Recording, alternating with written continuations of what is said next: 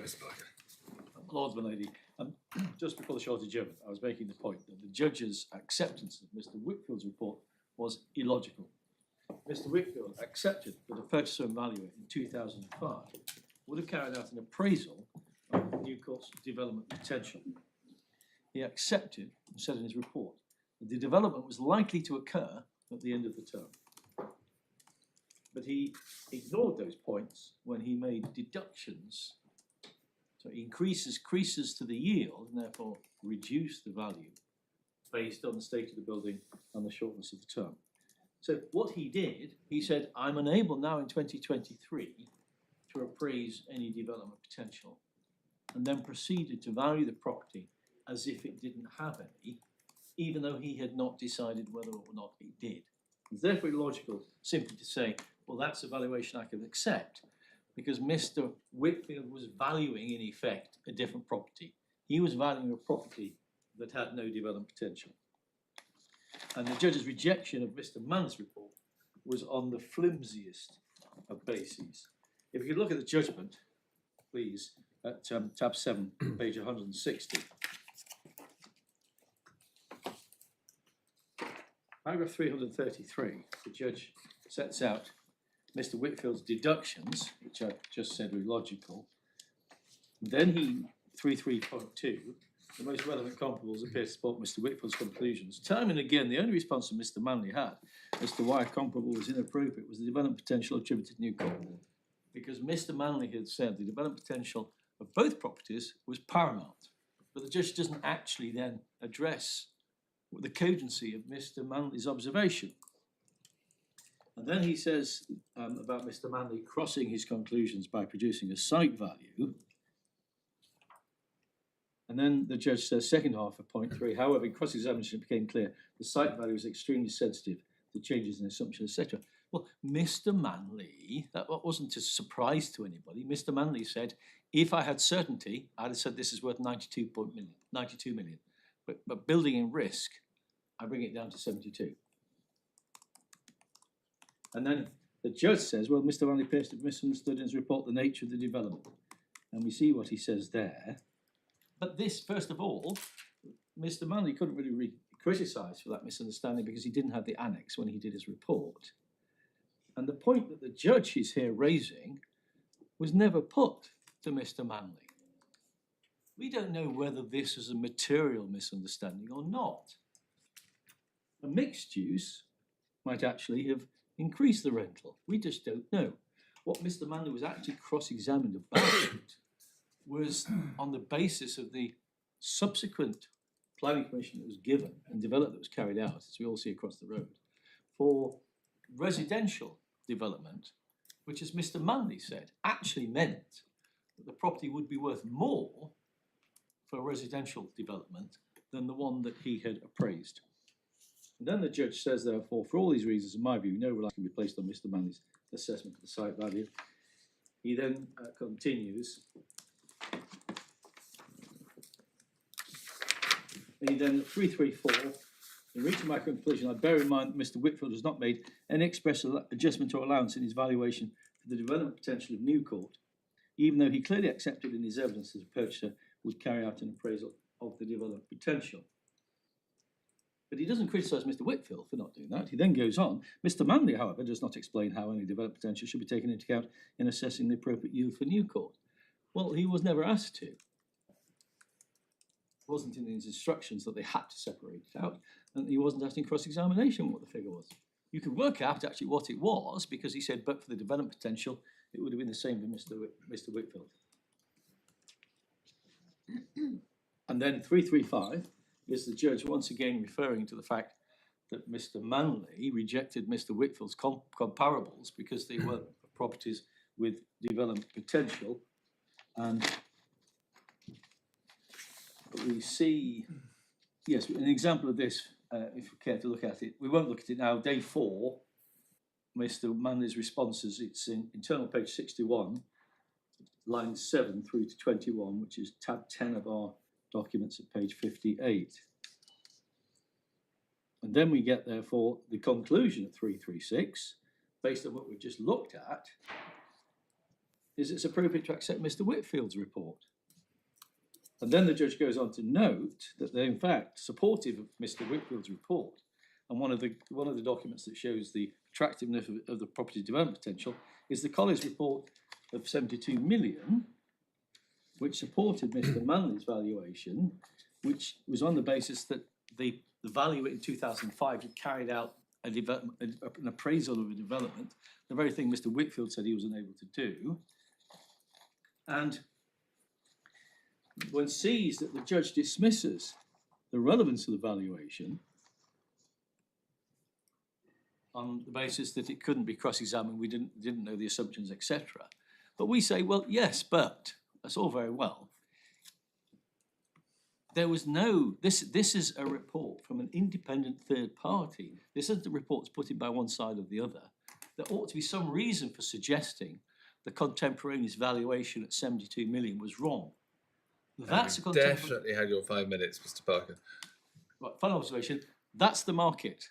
And the market is never wrong. Thank you. Thank you very much. Mr. Norbury. May I just have one moment to Yes. set myself up?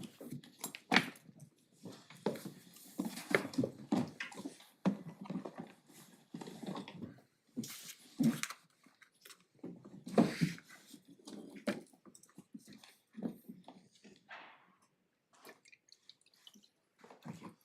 My lords, my lady. I'll start just by explaining the game plan in terms of timing. As I understand it, Mr. Parker has 45 minutes at the end, so our submissions in total will go on until 3:30 tomorrow, subject to the court. I will be dealing with the issues relating to Mr. Brown and the valuation evidence, and I will be dealing with those until approximately 12:30 tomorrow, and then my own friend, Mr. Fritz, King's Counsel, will be dealing with the issues of vicarious liability, de facto and shadow directors, i.e. the liability of equity trust, from 12:30 until 3:30.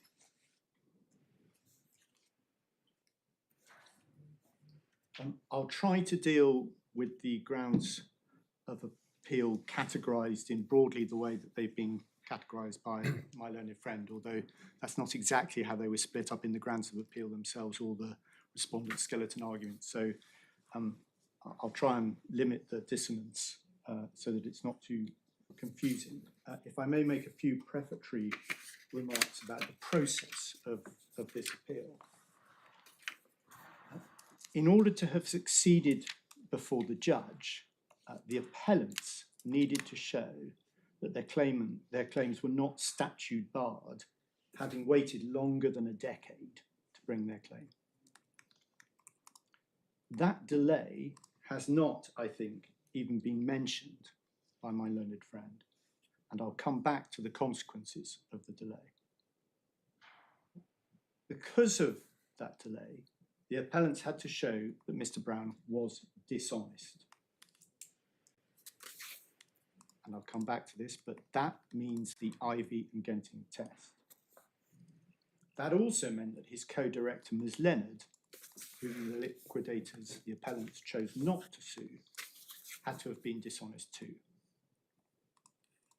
Naturally, that was an uphill struggle.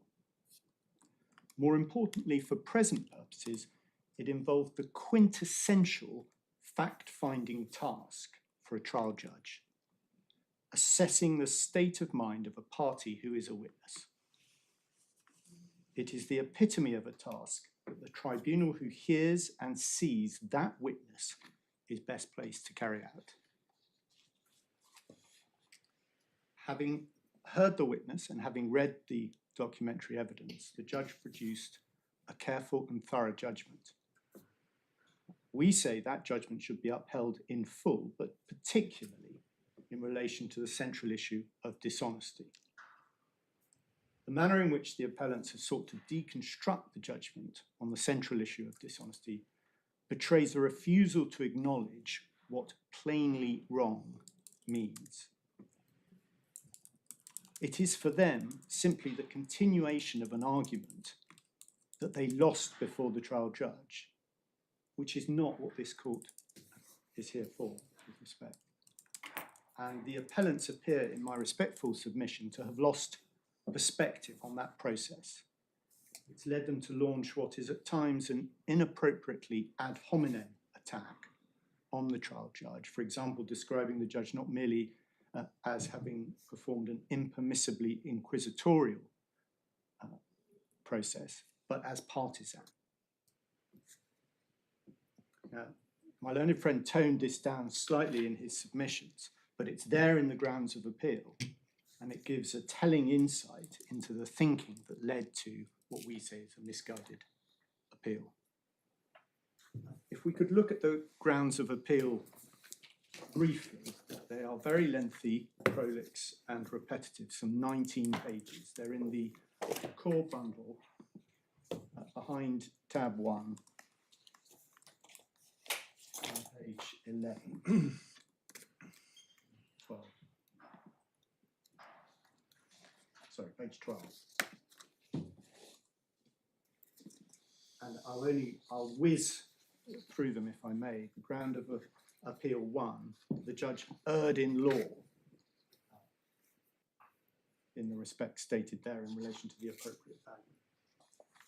And then on ground 2, again, the judge erred in law over on page 13.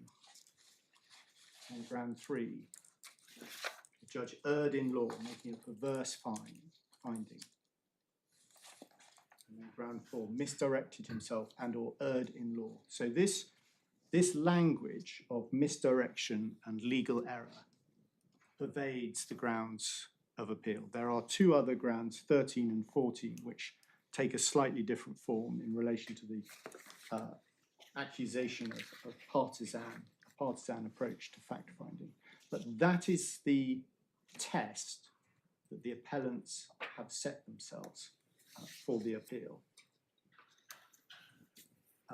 I don't think that your lordships and your ladyship have been taken to this, but the grounds of appeal were obviously considered by Lord Justice Arnold when giving permission to appeal, and that order is behind tab 4 of the core bundle.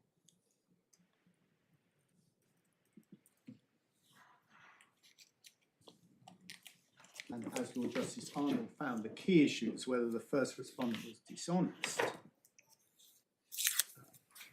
Lord Justice Arnold records that the judge found that he was not, after an apparently careful consideration of the evidence. In appealing against that conclusion, the appellants face a high hurdle. Although I am dubious that the appeal will succeed, I consider that grounds 1 to 18 have a real, as opposed to fanciful, prospect of success. And then the other, in relation to the valuation evidence, Lord Justice Arnold is again dubious. And then he finds that grounds 20 to 23, which relate to equity trust, and the appeal in relation to vicarious liability and directorships, de facto or shadow, are properly arguable. So the appellants cleared the permission to appeal hurdle by the skin of their teeth, and that brings them to this court now.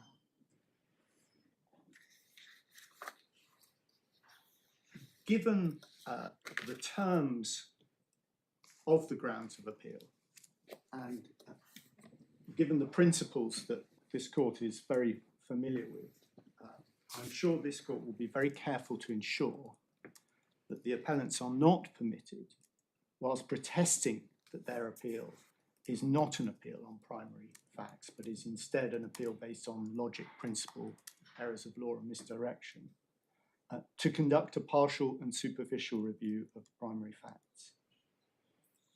This court is better aware than I am of the dangers of a partial attack on the facts, whether primary or secondary. This is not a retrial. And although the following authorities will be very familiar, no doubt, to your lordships and your ladyship, but given the terms of the appeal and the way in which my learned friend has presented the appellant's case to this court, the precise terms of some of the leading authorities are pertinent, I would suggest. So if we with your leave, we can just look at some of those. First, the by-gen decision of Lord Hoffman behind tab 4 of the authority.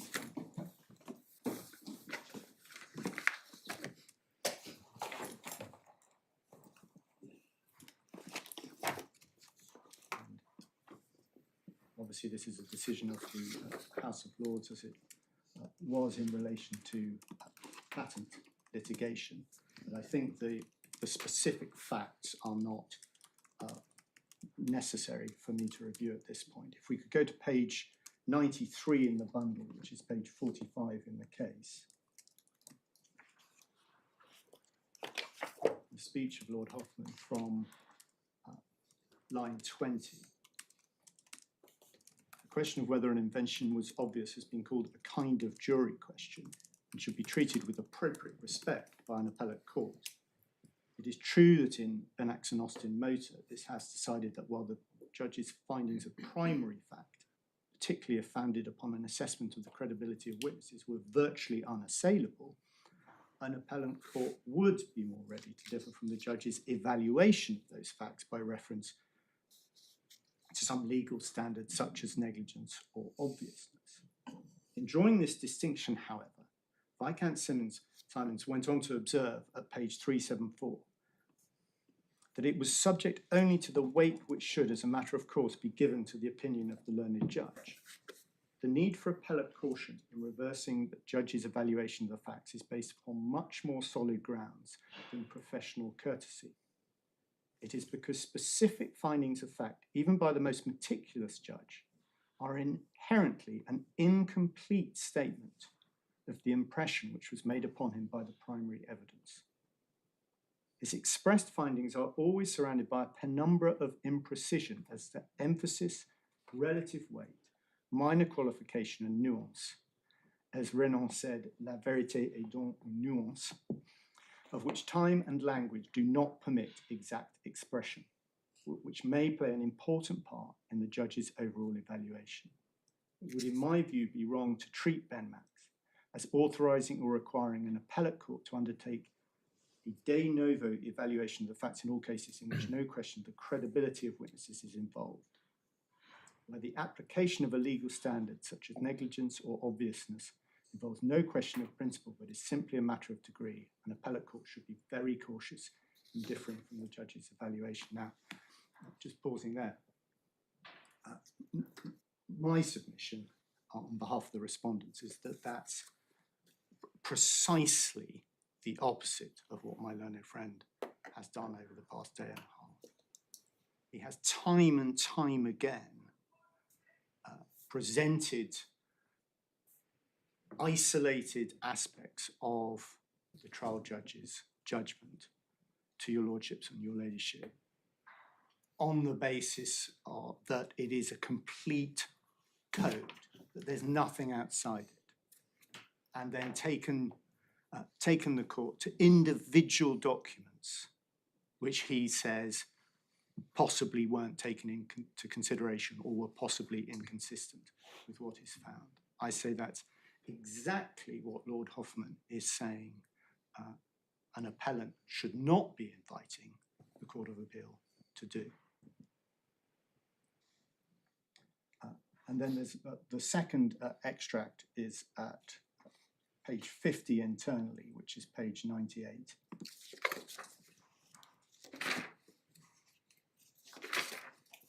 And that's from line 10. And I would invite the court just to read from line 10 to the paragraph that ends at line 35.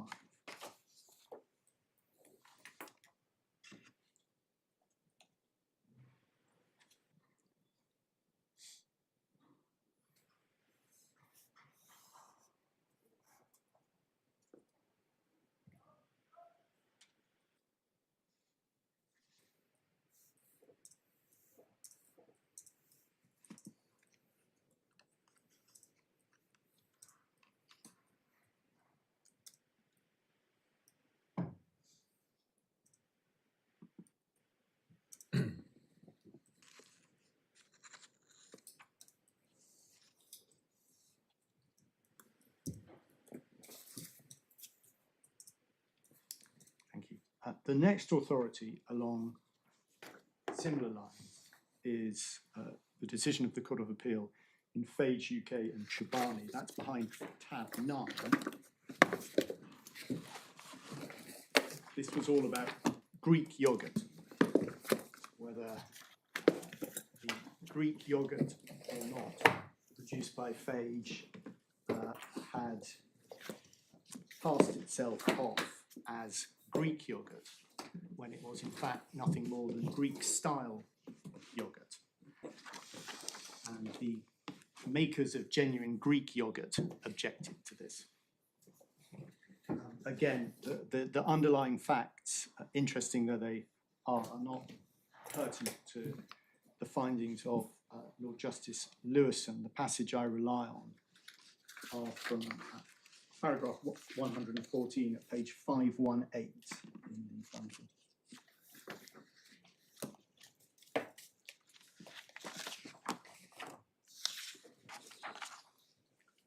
If I may, I'll just read some of that. Appellate courts have been repeatedly warned by recent cases at the highest level not to interfere with findings of fact by trial judges unless compelled to do so. This applies not only to findings of primary fact, but also to the evaluation of those facts and to inferences to be drawn from them. And then Lord Justice Lewison extracts the principles from the cases that are listed there. I'm going over the page. Number 1, the expertise of a trial judge is in determining what facts are relevant to the legal issues to be decided and what those facts are if they are disputed. 2, the trial is not a dress rehearsal, it is the first and last night of the show. 3, duplication of the trial judge's role on appeal. It is a disproportionate use of the limited resources of an appellate court and will seldom lead to a different outcome in an individual case.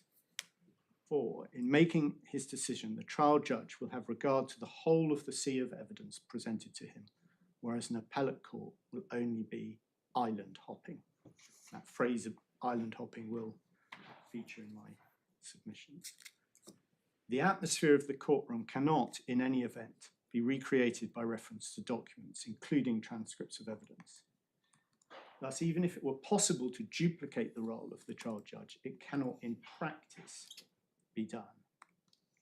And then I would also invite this court, please, to read paragraph 115.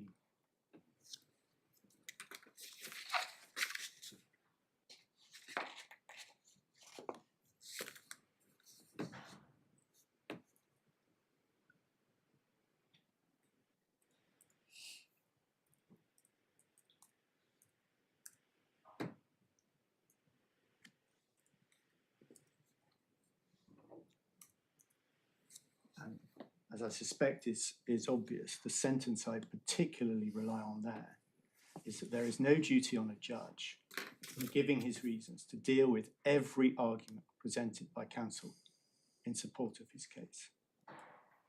Time and time again we heard the judge didn't address this particular argument I brought forward, or it didn't address that particular argument.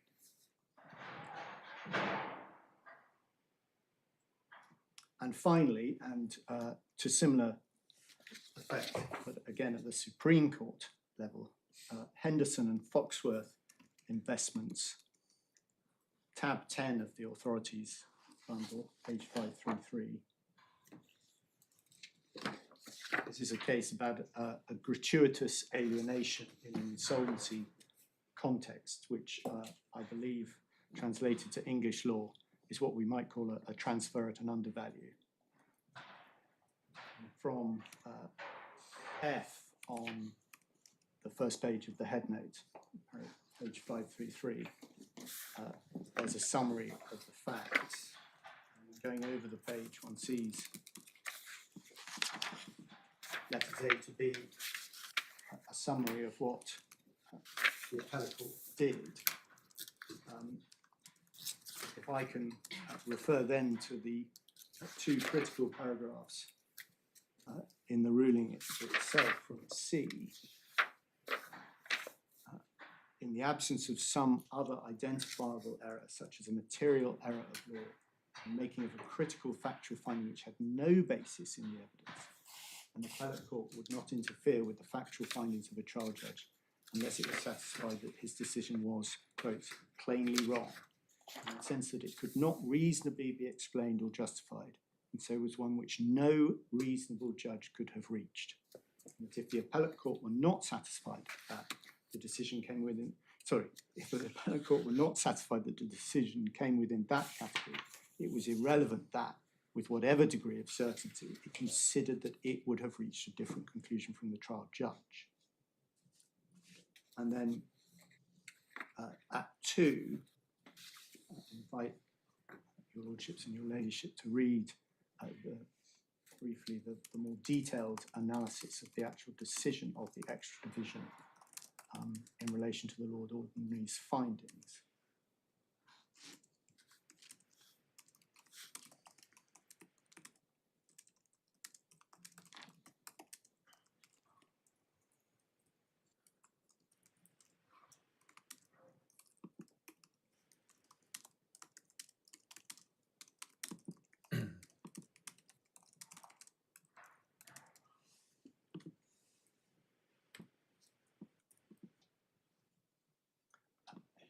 As to the relevant paragraphs of the decision itself, from page 58 on, page 551, paragraph 58.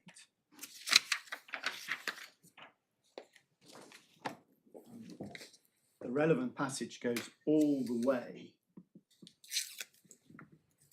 to paragraph 69. In the interest of time, I won't invite. Do you need anything except 67?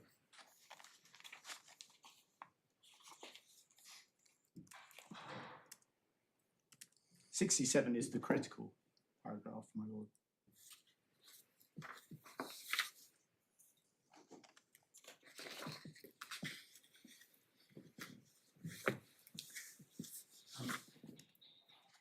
Without wishing to inelegantly paraphrase what Lord Reed is saying, it can be perhaps summarised as it has to be really obvious that the trial judge has got it wrong. That's what plainly wrong means. Otherwise, the appellate court risks an injustice in substituting its less perfect understanding of the factual picture, the sea of evidence, than the trial court. And it comes back to Lord Justice Lewison's dangers of island hopping. I'm not sure that was what Lord Reed was saying at paragraph 62. Plainly doesn't refer to the degree of confidence that the conclusion is one which this court would disagree with. What matters is whether the decision is one that no reasonable judge could have reached. Yes, my lord. Not so much how obvious it is, which was the expression you used, that something's wrong, whether the decision under appeal is one that no reasonable judge could have reached, whatever the view this court might take about whether it's wrong and with whatever degree of conviction. Yes, I see the distinction your lordship is making. I gratefully adopt my Lord Justice Popplewell's better distillation of what's being said. To shift metaphors, there's a considerable unfairness in expecting a respondent to deal with cherry-picked material, not in the context of a full rehearing. One cannot adequately respond to cherry-picking by identifying some other cherries.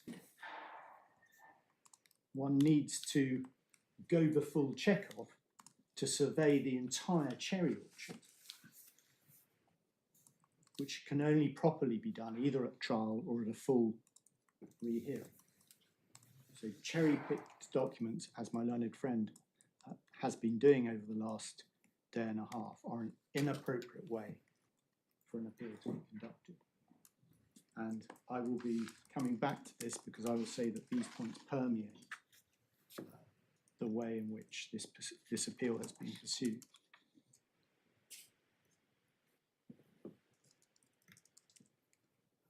A further contextual point to make, if I may. Why is there so much respect for judicial fact-finding? In other words, I want to put some flesh on the bones of the biogen approach by reference to what happened in this case. So we will be going in detail to the positive findings of the judge. Those are from paragraph 102 of his judgment in relation to the particular points that are appealed. But there's also, as Lord Hoffman makes clear in biogen, what the judge will have had in mind, but is not necessarily repeated at every stage in relation to every cause of action that is considered. So first, the judge will have had in mind the changed rules on the preparation of witness statements between the Angelmas proceedings, when it was perfectly legitimate for witness statements to be prepared under the close supervision of solicitors by reference to questioning on documents. And the witness statements in these proceedings, which were prepared consistent with Practice Direction 57AC, and I'm not going to go through all of those points in detail, suffice to say that those were addressed in detail in our closing submissions for trial, which are in the respondents bundle behind tab 3. And in particular from page 32 in the respondents bundle. Paragraph 55. So there are, the details may well be familiar to this court already, but there are 4 or 5 pages of precisely the distinctions in the manner in which witness statements require to be prepared under the practice direction. The judge will also have had in mind what Mr. Brown himself made clear that he knew and didn't know so long after the facts. So his witness statement is in the supplementary bundle behind tab 3. Meaning we should turn it up or not? Yes, please. Sorry.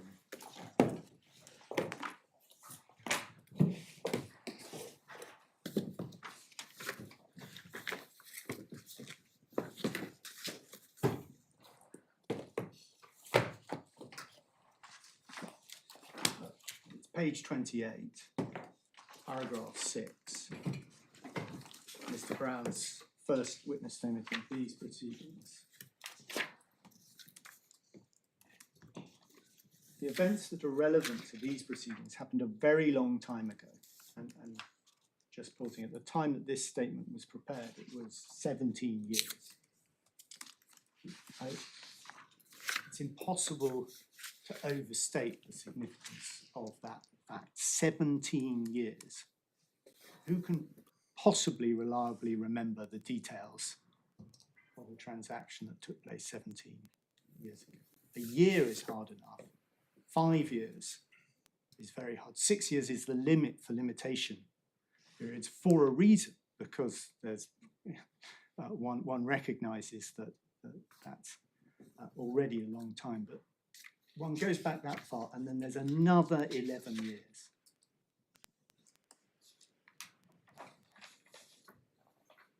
I do not remember having seen at the time any of the documents that I've been provided with since these proceedings were commenced.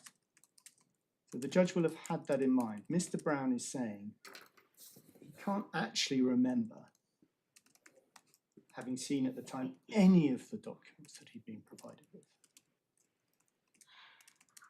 I have very limited memory of the specific events relevant to these proceedings. I do recall quite clearly some of the processes and procedures that were followed by the business generally during my time at Equity.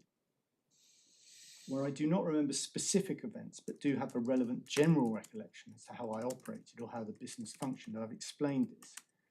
In all relevant respects, I believe that both Equity and I would have followed the same procedures in relation to the entities in these proceedings that we habitually took. Paragraph 7. I'm aware that the claims allege that I acted dishonestly. I did not do so in any way. I was working in a regulated environment with robust processes and procedures to ensure compliance with the regulatory obligations. I acted honestly throughout the transactions relevant to these claims, and indeed in everything that I did at Equity.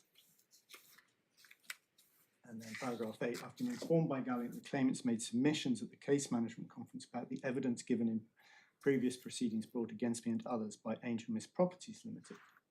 In light of that, I've reviewed the first witness statements I gave in those proceedings, dated 19th December 2013, to refresh my memory.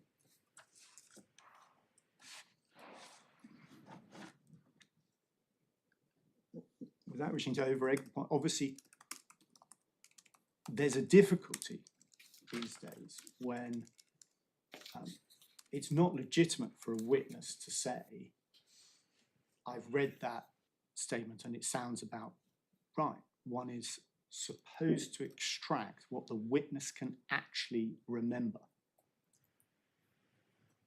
not simply confirm that a statement that was made at the time of this statement 9 or 10 years previously sounds about right. That would not be legitimate under the practice direction.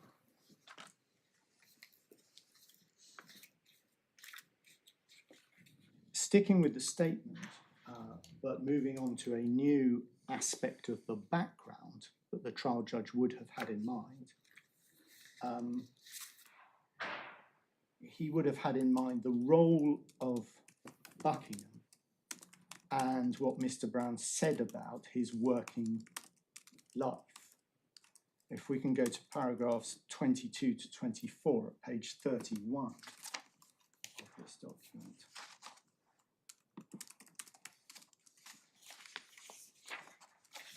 Sorry, 20. Sorry, it's page 31 in the bundle, Yep. paragraph 22, Yep. starting with. I first met Harry Sirra at the same handover meeting.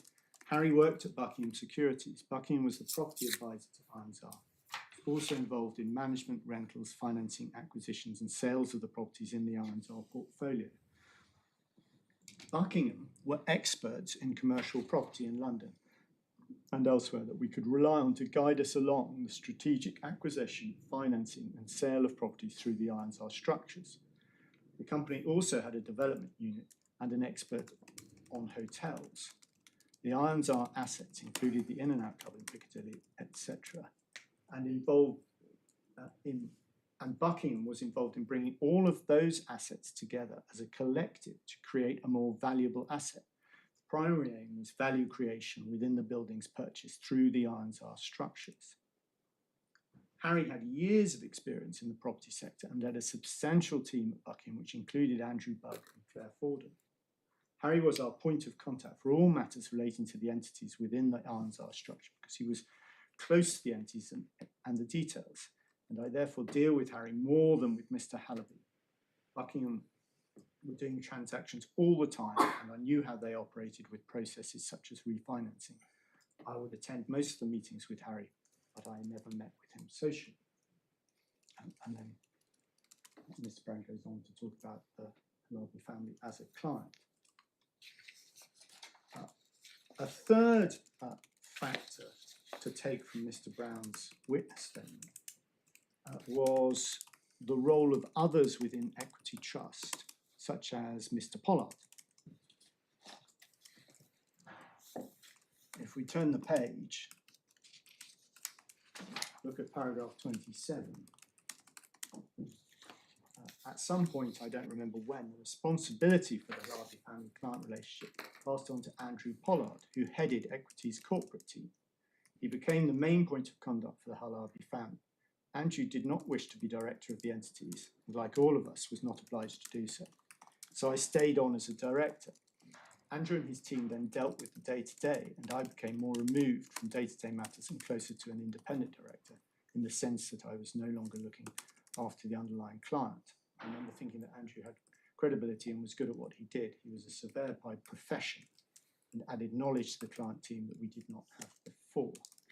Now, Mr. Brown was unable to recollect this, but we know, and I don't think it's a matter in dispute, that the handover happened before the Ludgate House transfer, but after the New Court transfer. So for the purposes of the Ludgate House transfer, Mr. Pollard was in charge of what was going on. Before that, Mr. Brown had more day-to-day control. And we'll see that that's critical when it comes to what Mr. Brown thought about the value that he was given in the context of Ludgate House, because it came from Mr. Pollard, who was the person with his finger on the pulse.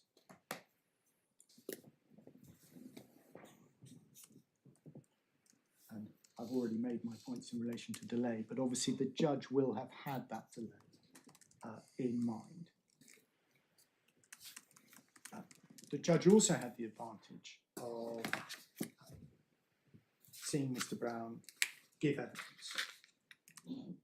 Mr. Brown was cross-examined for nearly 2 days. The judge was uniquely placed to interpret Mr. Brown's evidence, to understand Mr. Brown's responses to Mr. Parker's questions, and to put those responses in the context of the manner of the cross-examination, which obviously the members of this tribunal are unable fully to recreate in their own minds with the greatest possible respect. Now, we do not challenge the judge's assessment that Mr. Brown was not a reliable witness, in the sense that all he could really remember were general processes. We do point, however, to the obvious inconsistency between this finding and the suggestion by the appellants that the judge was in effect biased when they used the word partisan. That's what it means. The judge very fairly assessed the evidence in our submission. In relation to that, if we could look at the judgment itself, which is obviously tab 7 of the core bundle, page 107.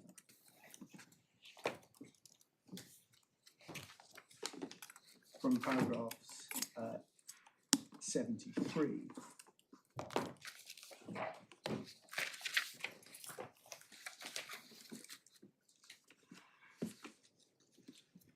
Mr. Brown was not a reliable witness. Not surprisingly, given that the events in question took place over 15 years ago, there was much he could not remember. Indeed, he prefaces his first statement by saying that he has a very limited memory of the specific events relevant to these proceedings, and we've seen that, but claims to have a better recollection of the general processes and procedures followed by equity trust. The lack of any clear recollection of the events in question should not be held against Mr. Brown given the passage of time. However, there was more than one occasion where the evidence which he gave was inconsistent with documentary evidence which had been drawn to his attention, where the inconsistency cannot be explained solely by the length of time since the events took place. One good example relates to the question as to whether he would normally expect to obtain an up-to-date independent valuation for a transfer of a property from a subsidiary company to a parent company. His evidence in these proceedings, which he initially confirmed in his oral evidence, was that this was his normal practice.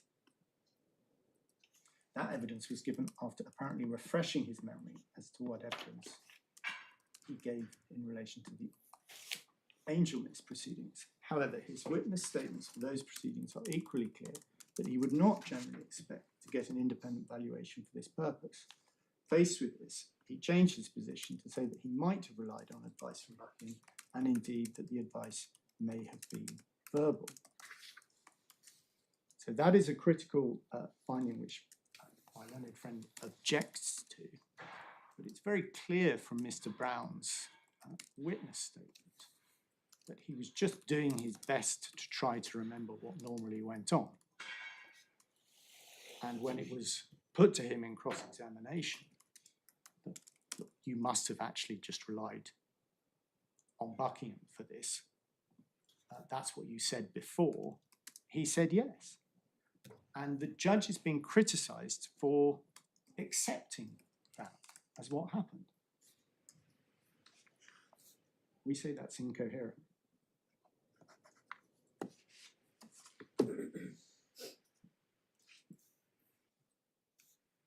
Critically, at paragraph 78, the judge found that whilst there were inconsistencies in Mr. Brown's evidence, some of which I have said cannot easily be explained simply by the passage of time, I did not form the impression that his evidence was dishonest.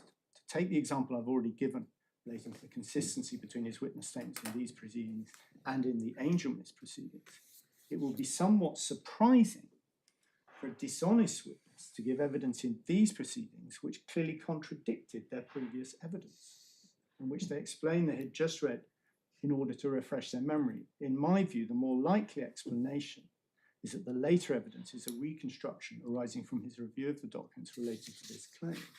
And one might add in parentheses, as my Lord Justice Popplewell pointed out yesterday, there is the human tendency to cast oneself in a better light. Mr. Brown wanted it to have been the case that he'd taken all appropriate steps, crossed every T, dotted every I. But that didn't mean that when it was put to him that actually what he did was relied on evaluation provided on Buckingham, that the judge should simply ignore that.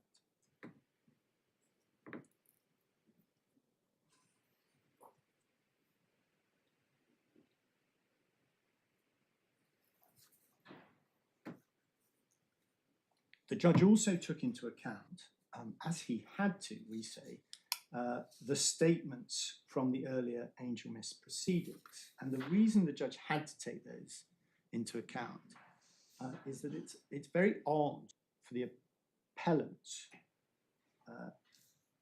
to attack the judge for doing so when it was them who insisted on the inclusion of these statements in the trial bundle.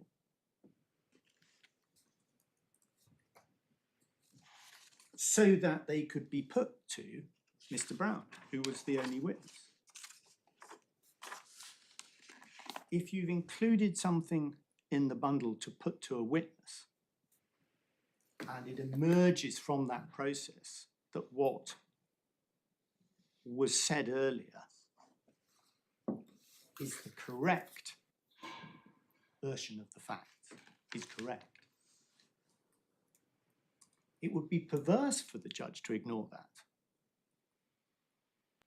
It's not merely that the judge can rely on that, the judge has to rely on that.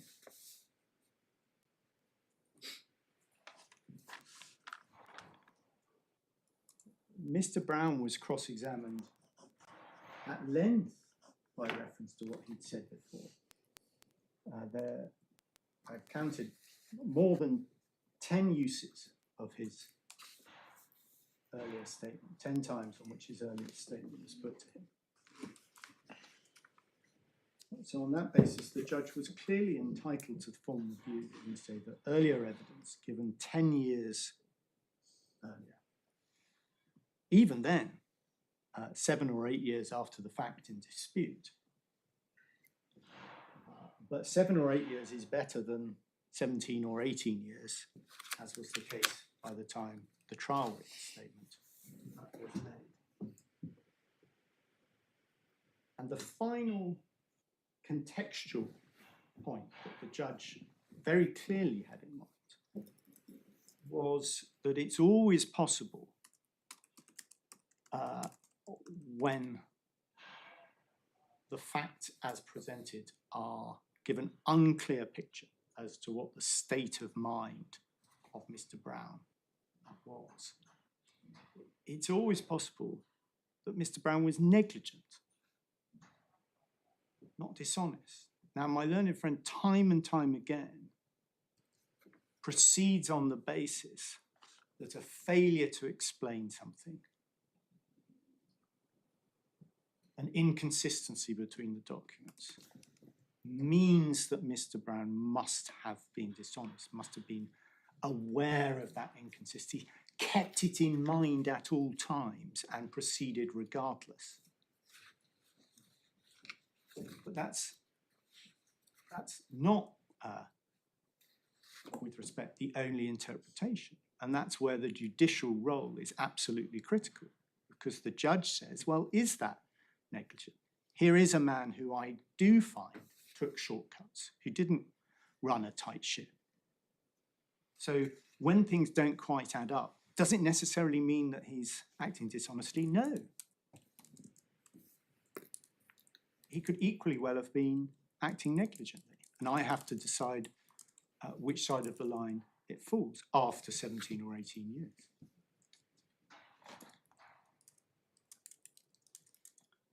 So those are my background points. I'll now turn to what my learned friend presented as his first ground, the ground of attack on the transfers, on the judge's findings of dishonesty in relation to that.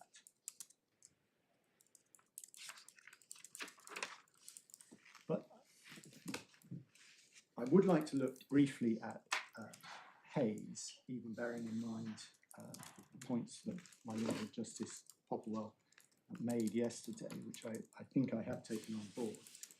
But there is a background point here which may anticipate that some of the points that I think my Lord Justice Newey may have lined up for me and was certainly exploring with Mr. Parker in relation to how dishonesty and fraud worked in this case.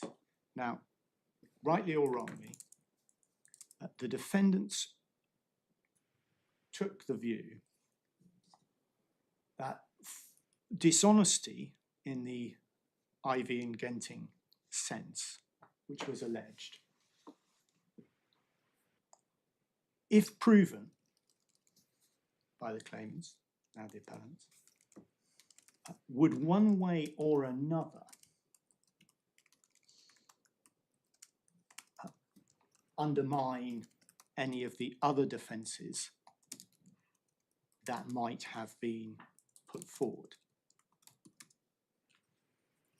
such as ratification, approval, interests of the creditors, authorization. Now, because of that, and because the trial below was conducted on the basis that there was no meaningful distinction between the Armitage and Nurse and Ivy and Genting approaches, the finer points of legal analysis that this court, in particular, my Lord Justice Newey has pressed, didn't arise as such. So my learned friend this morning has spelt out a sophisticated distinction between Armitage and Nurse and Ivy and Genting and which duties fell foul of one but not the other. But that was not how the matter was approached below by either party. It was approached on the basis of, as it's been used against me, but I stand by it, dishonesty in the Ivy and Genting sense unravels all.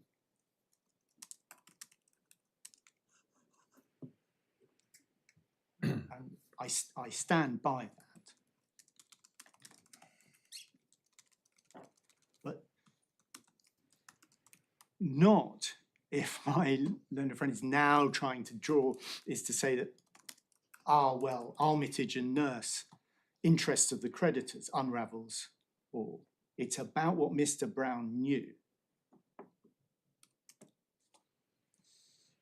Can I see where that goes? I've forgotten, is Armitage and Nurse bundle 1, or is it a later bundle? It is in the authorities bundle. I think behind Tab 5. bundle 1, tab 5.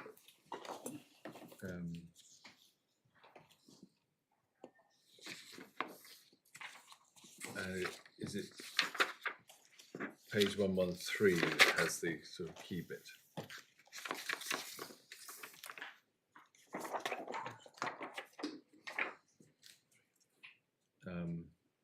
So Lord Justice Millett accepts the formulation dishonesty connotes at the minimum an intention on the part of the trustee to pursue a particular course of action, either knowing that it is contrary to the interests of the beneficiaries or being recklessly indifferent. And so that was what was put forward as the Armitage and Nurse approach, as I understand it. Yes.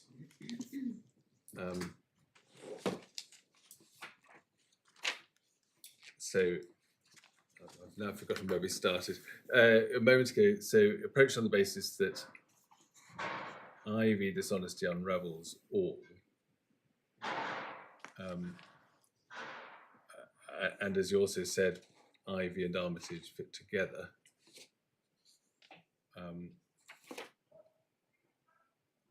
So if you do have an intention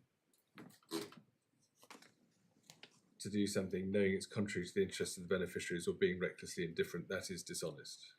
Yes.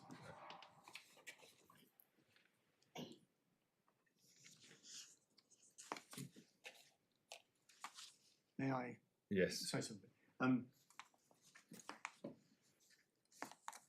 Obviously, in the context of a company on the verge of insolvency, one could use that wording of the test, which is obviously designed in your classic trustee beneficiary situation. If one simply replaces beneficiaries with creditors, but doesn't include anything about the trustee knowing that shareholders have been replaced by creditors, then one risks having a finding of dishonesty against Mr. Brown, which is not justified.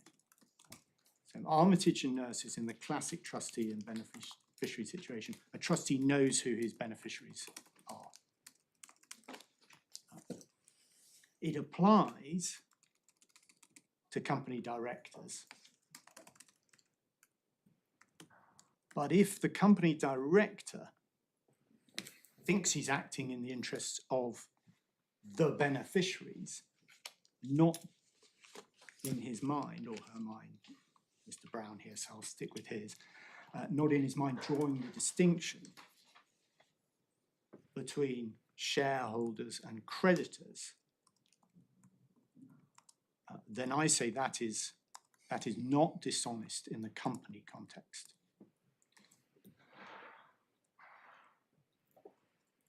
At the same time, I suspect this is all a bit of a tangent, but the way that Mr. Parker puts the extent to which you can have regard to the interests of shareholders, I'm not sure there's any real difference. Because in effect, you have to look at the interests of the company as an independent entity. And then it doesn't really matter whether you're worried about shareholders or creditors. That's absolutely right in relation to the, I think, in relation to the transfers at an undervalue, my lord. But I got the impression this morning that there might be a suggestion by the appellants that a different test applies when you're talking about the dividends and the management charges and in particular the payment or the allowing the parent to retain the 766,000 as a loan from the subsidiary. So in that context, it could be absolutely critical. But with respect, I agree with my Lord Justice Newey that in the basic transfer at an undervalue case, which I'm on now, it probably doesn't make a difference. But I want the test must be the same across all the different. I mean, on a different view of this case, it could have mattered in the sense that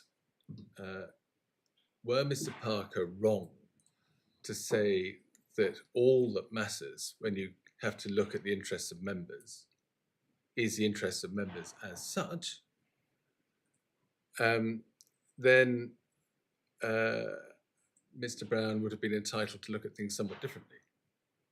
What I mean is, if you say you can only have regard to the interests of members insofar as those are their interests as members, there is no distinction, I think, between the interests of the company and the interests of the members, because their only interest, relevantly, is their shares. Yes. So if you enter into a transaction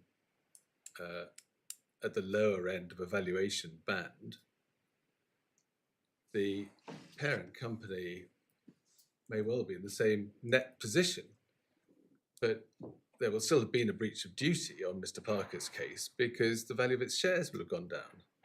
The reduction in the value of the shares would have been matched by an increase in the value of its other assets. But if you're only looking at the interests of the parent as a member, well, that's not good enough. Yes, but at any rate, that's not how this case was approached. and it is because, and I hesitate to say it, but possibly because I'm in agreement with my learned friend on this, that's where it does become relevant, that the transfer involved a representation to HMRC that the transfer was being done at the market value.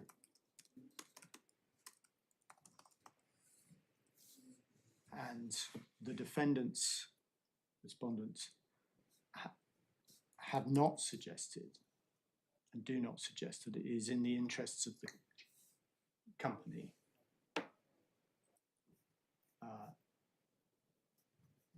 to evade tax as opposed to avoiding tax. In other words, if you are dishonestly evading tax, we accept that that is not in the interests of the company.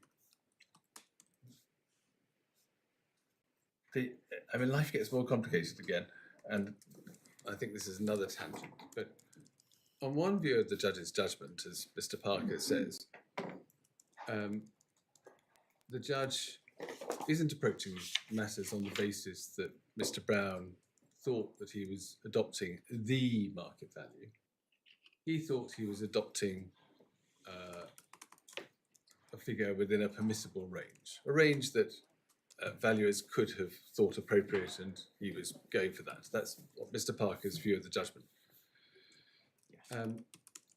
Now, supposing that to be the case, it isn't immediately obvious that doing that would be contrary to the interests of the company or its parent.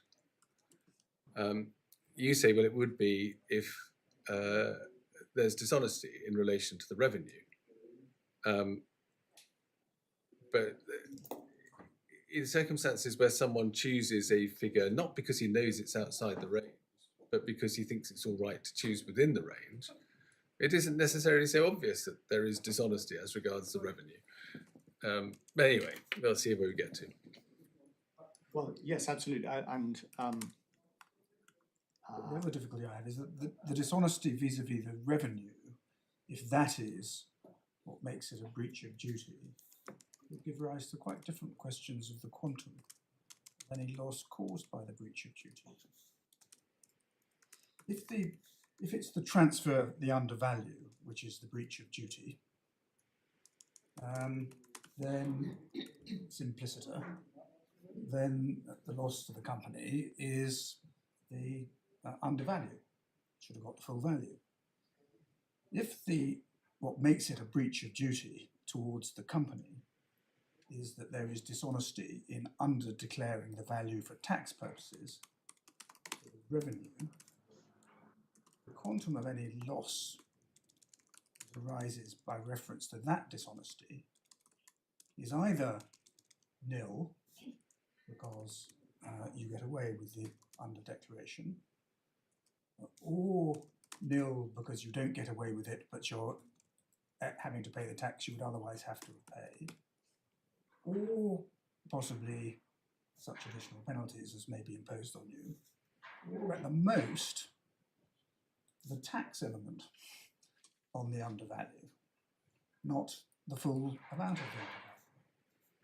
So that however one answers those questions, put all that on one side, I have some difficulty at the moment on how, if the transfer, the undervalue itself is not the breach of duty, but it's the fact that it's intended to be dishonest vis-a-vis the revenue, that's one and the same thing for dishonesty purposes.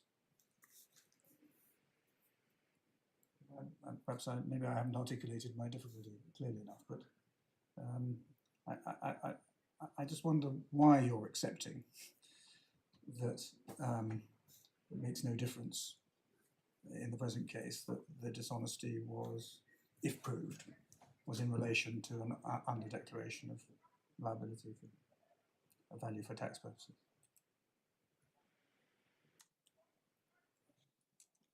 I think the answer to that, to my Lord Justice Popplewell's point, is that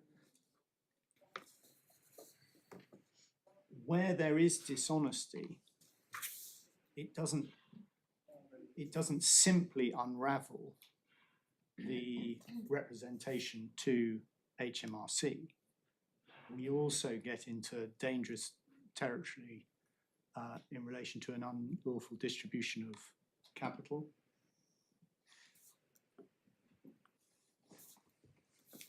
And in relation to the potential for ratification. At the same time, of the transfer itself. it isn't, I think, by any means clear that there would be an unlawful distribution of capital if you choose what do you think is a figure within the range,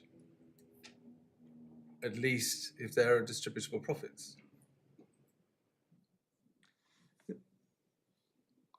I think, I suspect, my lords, my lady, that a lot of this will come out in the wash when we consider specifically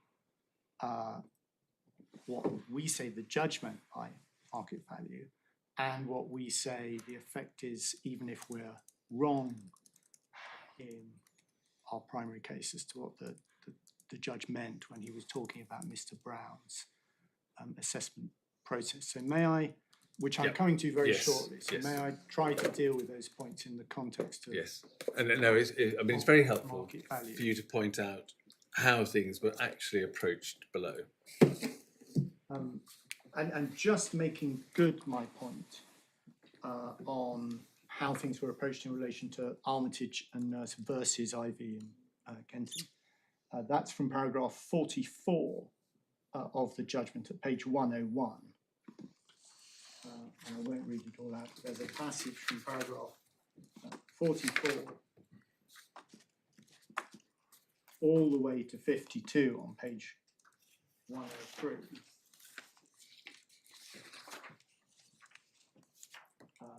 That reflects the approach that, certainly my understanding was that fairly reflects the approach that both sides took. And there's been no appeal against this finding. The critical paragraph, perhaps, is paragraph 51,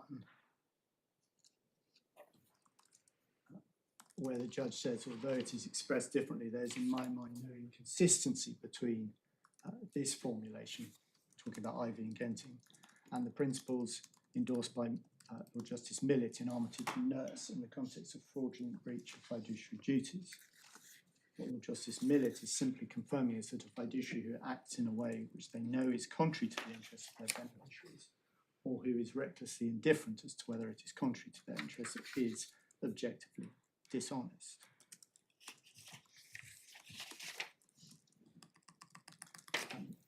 So if I can move on now to the Crown and Hayes on tab 20 of the authorities bundle.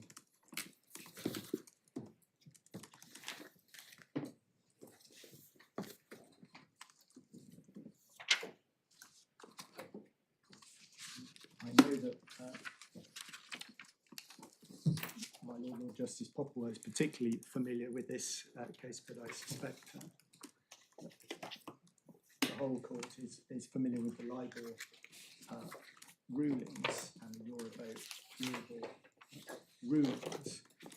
And this case I'm referring to because it was relied on as perhaps the principal plank of the appellant's attack on the judge's findings in this area. It said he made a mistake of law because he didn't apply Hayes properly. And to understand what was said in Hayes, which I suggest is a very straightforward, a very clear judgment. One first needs to know what the libel task was for the bank to perform, and that's set out at paragraph 6, page 796 of the bundle.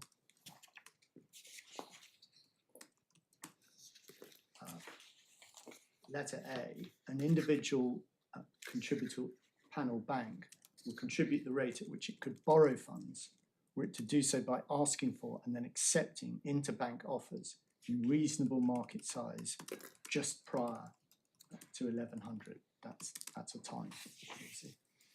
The Eurobor test is set out at paragraph 15. Definition, a key definition of the Eurobor rate at which the panel banks were required to submit was therefore, to the best of their knowledge, the rate at which Euro interbank term deposits are being offered within the EMU zone by one prime bank to another at 11 AM Brussels time. Now, the simple point I make to start with by way of potential contrast to the present case is these are facts. There is a rate at which loans are being offered or the bank could borrow. Well, I'm not sure you're right about that. During the period in question, which was during the financial crisis, there was an illiquid market in which the banks had to do their best to guess at what price they could borrow. In the LIBOR test was the submitting bank, what could they borrow at? The Eurobor test was different. It was what was their opinion of what banks in general could borrow at. But in either instance, in an illiquid market, they had to form an opinion. They hadn't all just borrowed or seen what everybody was borrowing at just before 11 AM when they made their submissions. I'm very grateful, my lord, for that clarification of the background to this. So I'm not sure it was a fact, as it were, No. any more than what a willing buyer or willing seller are prepared to agree in relation to a property. It's an exercise of judgment by the person bank within the bank who is making the submission. And what Mr. Hayes said is set out at various places, but particularly from page 803, paragraph 36.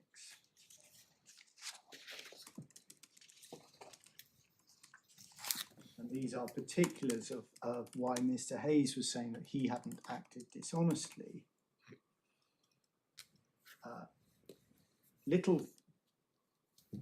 The 1 to 3 are sort of background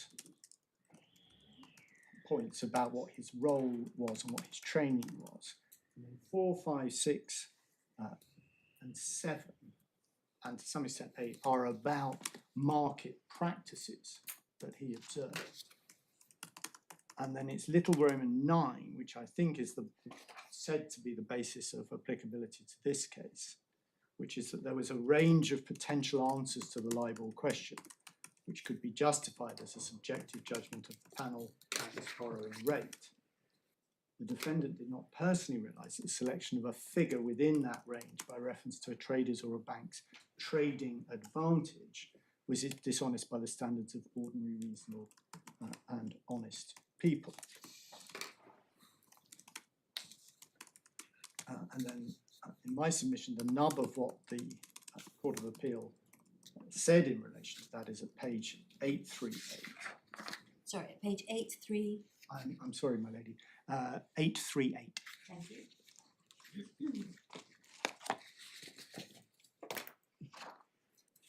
And from paragraphs 88 to 93.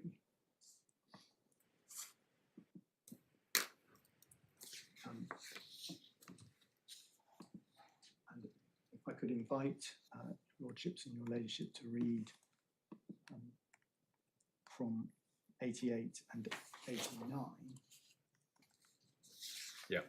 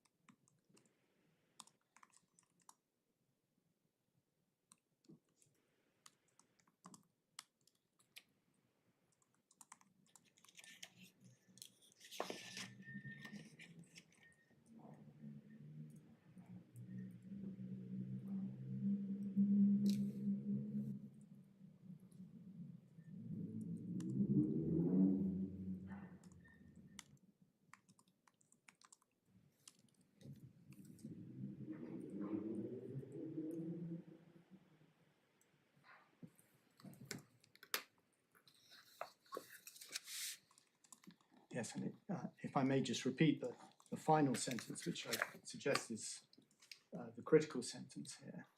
There is no range of genuine and honest assessments in the sense that the submitter can treat each of them as a genuine assessment of the answer to the question, because the question demands a single rate by reference to an objective criterion which defines a single rate. And then in paragraph 90, the court goes on to say this is not undermined by the fact that a rate might differ by reference to the size of the borrowing. You have to pick the most beneficial size within the range. And then at 91, the same is true of Euribor, which requires the best price. And then at 92, the second sentence, the fundamental point in my submission is repeated, which is the submission had to be of a single figure, not a range, because the question being asked only admitted of an assessment of a single figure. So there was no range in Hayes. The bank had to assess what it thought the appropriate figure was, not to assess the range and pick a figure from within that range by reference to its commercial advantage. Asking itself the question, which figure would I like, meant that it wasn't a genuine and honest assessment of what the answer to the question was. Now, applying that to property valuation, what does it say? In the present case, the experts who gave evidence at the trial were agreed there's only one market value that any individual expert can sign up to, and Hayes very much reinforces that.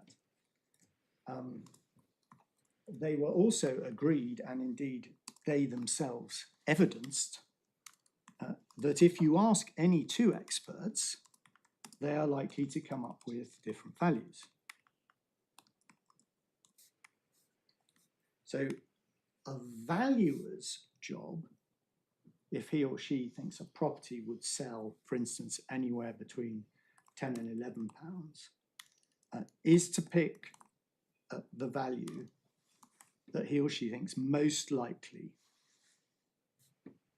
to sell.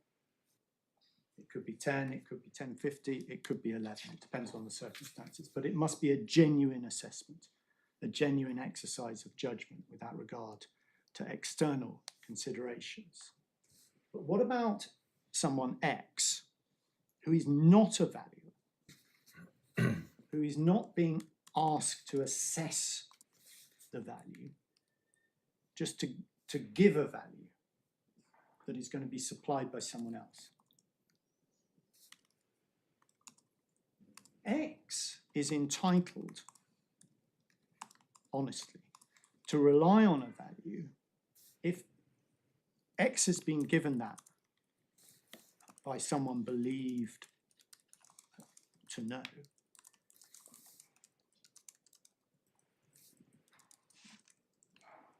X doesn't know if it's right. X is not being asked to exercise his professional judgment to come up with a figure. And critically, in my submission, in addition, it does not make X dishonest if X thinks that a different value might have been produced either by a different valuer, that would make us all dishonest, or for a different reason. Now, Hayes says nothing about that. And I need to explore a little what I mean by for a different reason. So in the case of property valuation, the valuation under consideration is a willing buyer, willing seller in the open market. But from the perspective of the non-expert, those terms don't necessarily admit of only one answer. So X might think that what valuers are doing, what Mr. Whitfield and Mr. Manley were doing in this case, when they're giving different values, is simply forming a different exercise of discretion. If the same valuer comes up with different values in what X understands to be different circumstances, he might think that the valuers are adjusting the assumptions.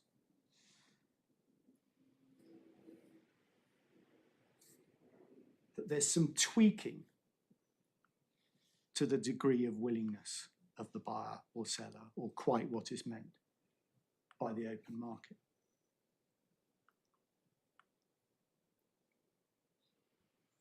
A professional valuer can't do that when asked to give an assessment value, because these are industry terms of art, they're defined. But a non-professional can think, honestly, that that is what's going on.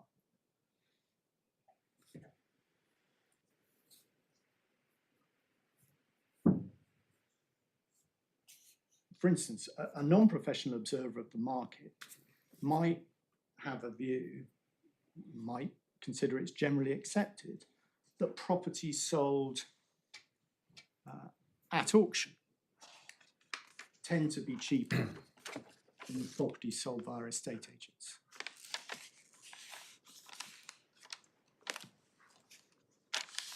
And might think that both situations are willing buyer, willing seller, open market.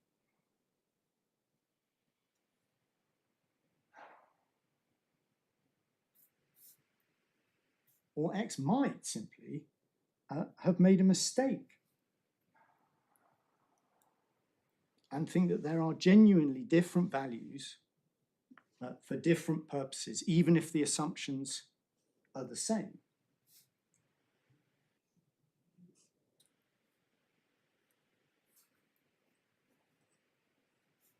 Now, we know that is wrong, but plenty of people think that that's how the valuation world works.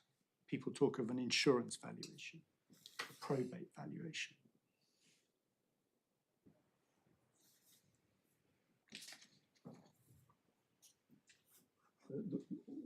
What I'm probably labouring here is that a layman is in a very different position from an expert. And for these purposes, the banks in Hayes were experts on what they were giving an assessment of, and the valuers in the present case are experts.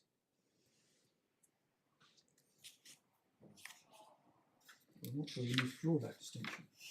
And of course, the submitters are experts, but one of the reasons why the dishonesty question was left to the jury and included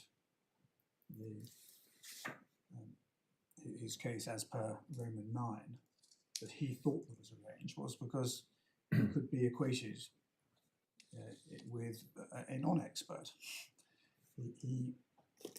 The jury could think it was not dishonest if he thought that there was a range, even though he was wrong about that. That's the same distinction as you're drawing between expert independent valuers and ladies who have to use this valuation. I'm grateful, my lord. But I think insofar as we're talking about Mr. Brown and not Mr. Hayes, I think either way he's on the layman side of the line. You may have seen through the cunning disguise that X was Mr. Brown in this situation. Yes, I see. Did he say that he thought that there could be different values in this context? Well, what he said, and we'll come to what the judge accurately recorded, he said that there were different values for different purposes.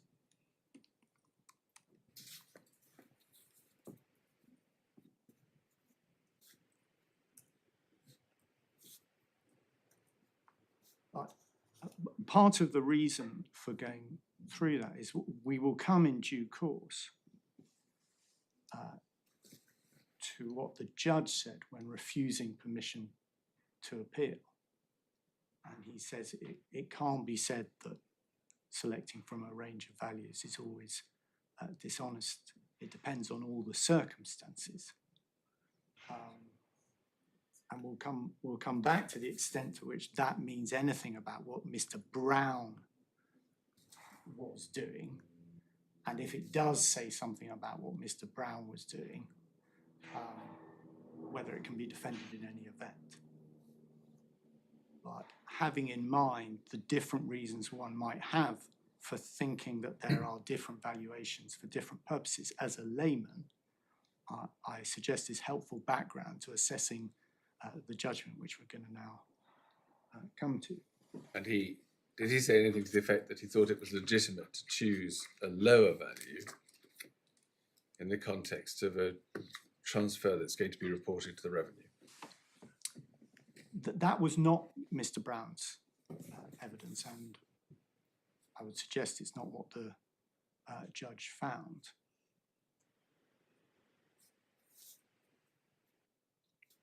If the purpose is a normal transfer,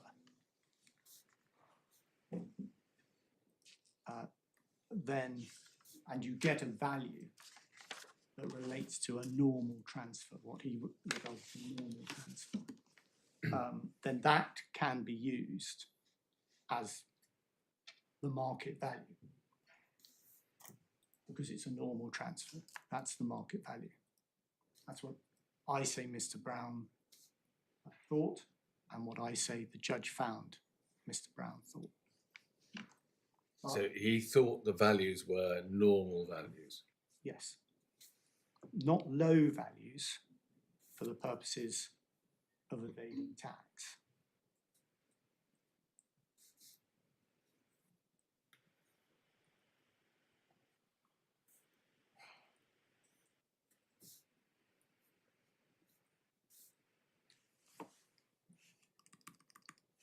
Or even for the purposes of avoiding tax? Or even for the purpose of avoiding tax, absolutely.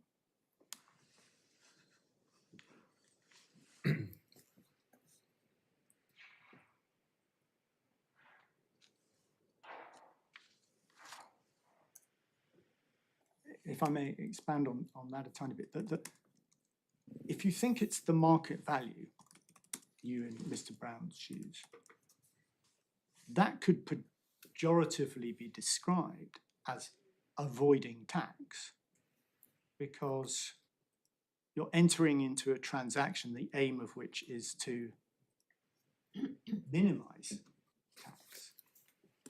But the value that you're selecting is the value you think is the market value, because that's what you have to do in order for it to be a legitimate submission to HMRC.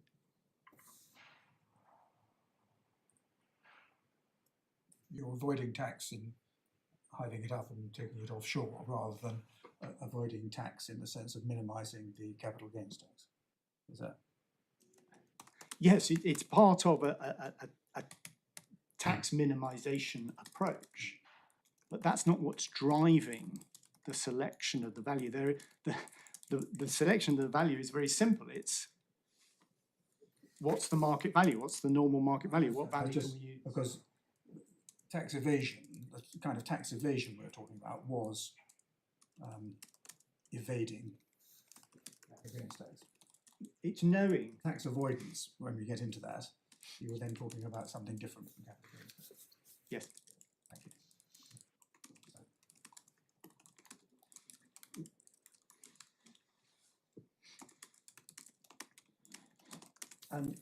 So I having been through the legal principles, I'm now going to turn to what I think is the single critical difference between the parties. What did the judge actually find? So if we can start with the questions that the judge asked himself, and I'm going to, for reasons which I hope will become clear, I'm going to start with Ludgate House.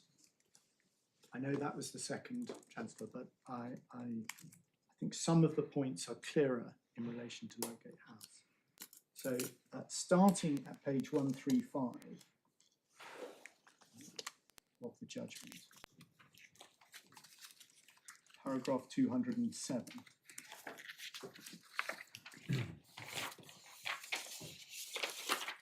I'm sure the court's now familiar with the judge's approach to the issues that he needed to deal with. Did Mr. Brown have an up-to-date independent valuation when he approved the sale? If not, did he nonetheless consider that the transfer price of 78 million reflected the market value? Even if he did he have a firmly grounded suspicion that the market value was higher than this and deliberately refrained from obtaining an up-to-date independent valuation so that his suspicion was not confirmed? So I would suggest that the correct interpretation of paragraphs 207.2 and 207.3 is, did Mr. Brown respectively have actual or blind eye knowledge that the transfer price was not the market value?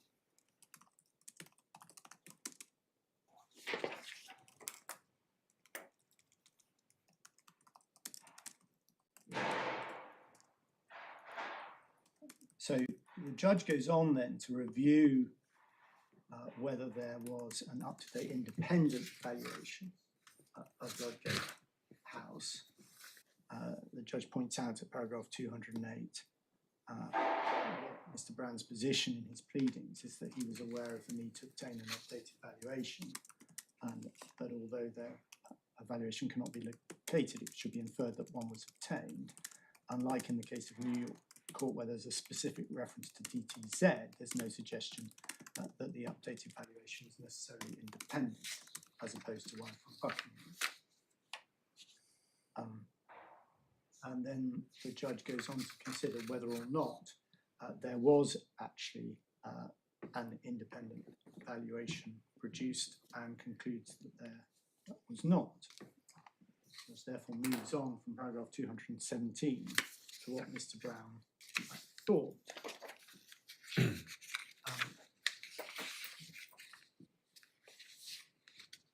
There's a long section from 217 to 240 reviewing the material. I'm not going to read every paragraph there, but obviously I'm sure your lordships and your ladyships will do in due course and have done.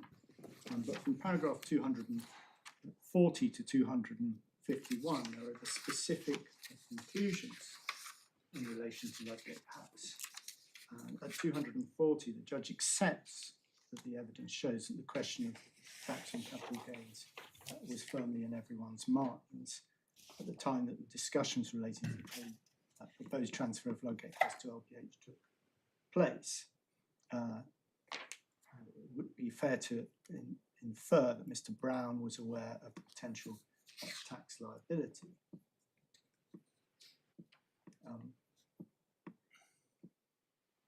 My learned friend took the court to these paragraphs in detail yesterday. The conclusion is from paragraph 249. Turning to Mr. Brown, who was not directly involved in the preparatory work relating to the proposed transfer of Ludgate House to LPH. However, he received the briefing from Mr. Pollard.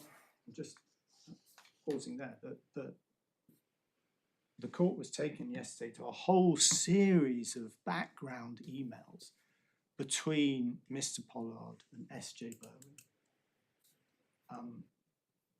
I don't think it was sufficiently emphasised or even mentioned that Mr. Brown featured on none of those emails. He wasn't included at all. He comes in right at the end to act as a director, assess the material that has been produced. He received the briefing from Mr. Pollard, which confirmed that valuation advice had been received from Buckingham. The transfers of Ludgate House and Sampson House should take place at a combined value of £226 million. He would, of course, have understood this to be 78 million for Ludgate House and 148 million for Sampson House, as confirmed in the board minutes. Mr. Pollard's comment was, "I see no reason not to proceed." Paragraph 250 is accepted on both sides that Mr. Brown would have discussed the position with Mr. Pollard, who would no doubt have informed him of his discussions with Mr. Sirra and S.J. Berwin. I accept that the question of tax on capital gains is likely to have formed part of that discussion, but in line with the findings I have made, Mr. Sirra's advice that 78 million was an appropriate figure for the market value would also have been relayed.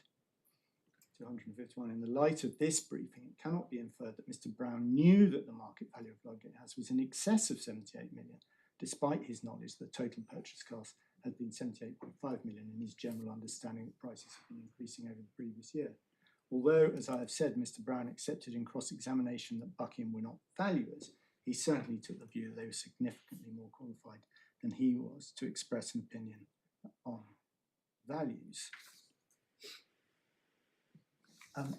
In that context, my learned friend speculates as to what Mr. Brown must have been told by Mr. Pollard about Mr. Sirra's valuation, and suggests he must have been told that Mr. Sirra was picking up from the low end of a range. But there's no basis for that submission. That's mere speculation.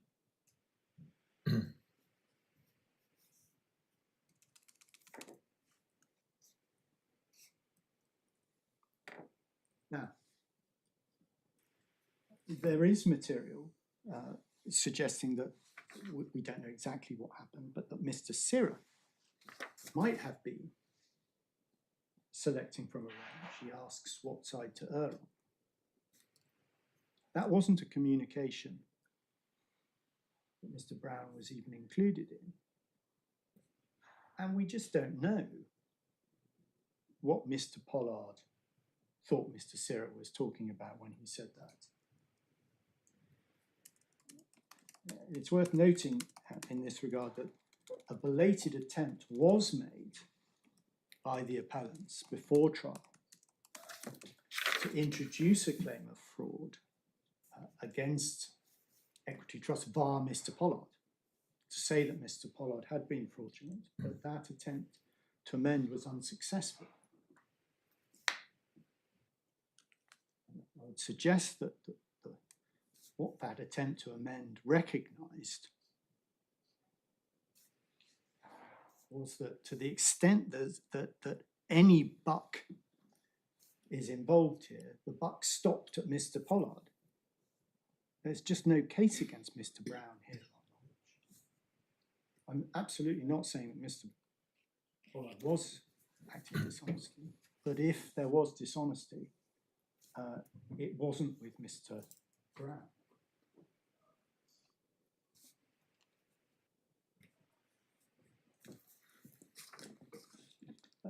The other point I'd make in relation to Ludgate House is that the court will recall that included in the documents that your lordships and your ladyship were shown yesterday was a letter from S.J. Berwin in which it was suggested in effect that S.J. Berwin, and although my learned friend was very careful not to utter the words, the obvious consequence of his submission was that S.J. Berwin were giving dishonest advice. And that's at tab 65 of the Appellants bundle, if we could go there.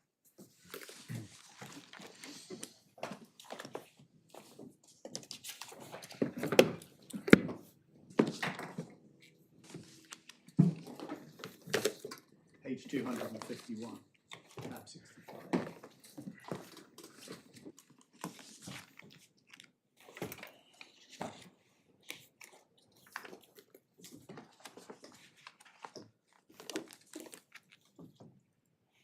And it's the third paragraph.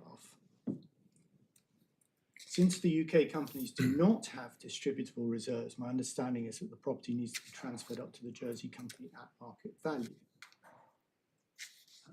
However, a price above 148 million will not be protected by the SBA, and this should therefore be considered in determining the relevant market value.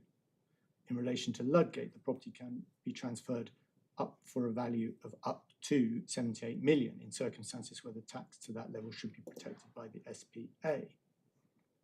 Again, to the extent that the property is transferred up for more than this, there will be need to be an outstanding loan of money owed by the Jersey company to the UK company. Same principles apply to Ludgate as above for Sampson. So I would suggest that the fairer reading of that advice is not that Heather Cobden at S.J. Berwin is giving dishonest advice, but that perhaps a tiny bit inelegantly in the third paragraph, but clarified in the fourth paragraph, she's saying you have to get the market price, but just be aware that if the market price is above the tax indemnity at threshold, you're going to have to pay tax. It's not obviously what she says. She says the fact that a price over £148 million will not be protected should be considered in determining the relevant market value. I accept that is inelegant wording, imprecise. From the stumbling in the reading out for once from me was not stumbling. It's actually the way it's written. This is not a polished letter. And the next paragraph goes on to say, again, to the extent that the property is transferred up for more than this, there will need to be an outstanding loan of money owed by the Jersey company to the UK company. So Sorry, Mum. if S.J. Berwin had been saying, well, you'd better take into account the fact that there's a potential CGT liability if you choose a price over 148 million in determining the relevant market value, that would be dishonest with it. If you didn't think that the market value was the number you came up with, that would be dishonest. Now, this is S.J. Berwin we're talking about here. Mr. Brown is at 2 steps removed because he didn't, directly received this advice from S.J. Byrne. He spoke to Mr. Pollard. And before my learned friend sort of screams at me, I'm not saying that Mr. Brown was relying on this because of that. But had he relied on this, he wouldn't have been. If he had interpreted it the way that my Lord Justice Newey has just put it to me, he wouldn't be dishonest. Because he'd be saying, well, if his case was I was just doing what I thought was legitimate according to legal advice, that would be perfectly honest in my submission. But as I say, I am not saying that Mr. Brown relied on this. There was nothing in the evidence to support that. I'm just exploring what the limits of honesty or not are.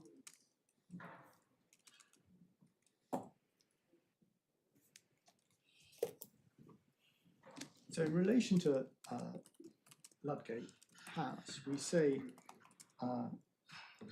not only was the judge not plainly wrong to find that Mr. Brown relied on what he was told by Mr. Pollard, he was pretty plainly right.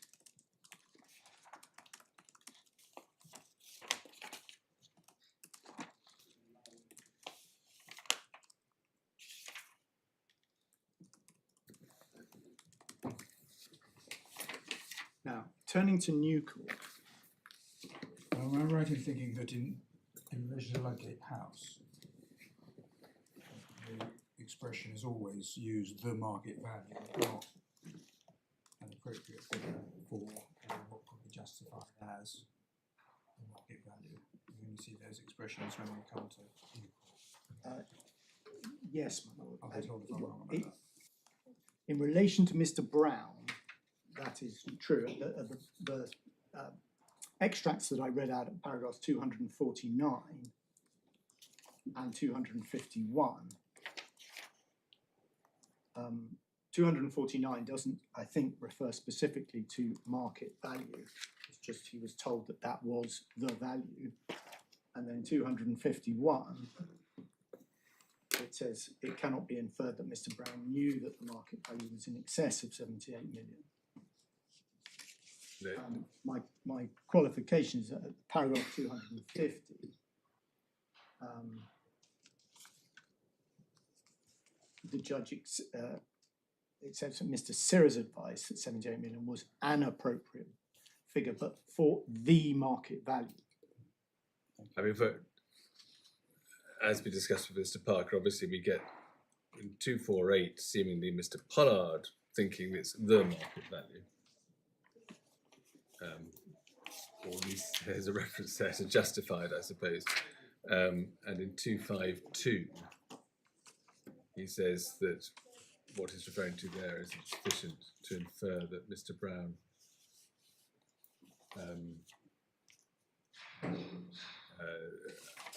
didn't believe the transfer price to reflect the market value. So it's the market value possibly confused by the word reflect.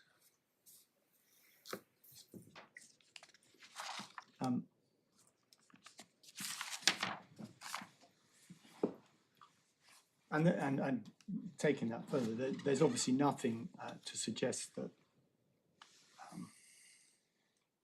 the judge was applying a different understanding of the law on dishonesty as between Ludgate House and New Court. Of course, when we come on to Ludgate, to New Court, that may turn out to work against you rather than in your favour.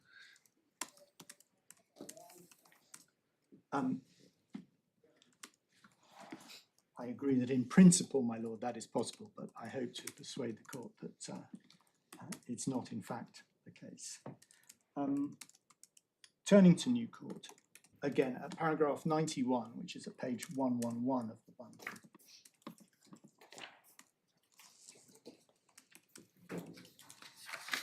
The same trio of questions are asked. But in this case, I think it's necessary to go in a little more detail into the issue of the DTZ letter, because as the court is well aware, Mr. Brown's defence centred on the fact that he thought he had received a valuation from DTZ. As I'm sure is already clear, we will be saying that the defence was not limited to that. It's a case about honesty, but certainly Mr. Brown said that he had received valuation advice from DTZ and that he knew he needed to do so. And the judge starts at paragraph 93 recording that the board meeting of CSI approving the transfer took place on the 18th of July. Mr. Brown and Mr. Leonard were present.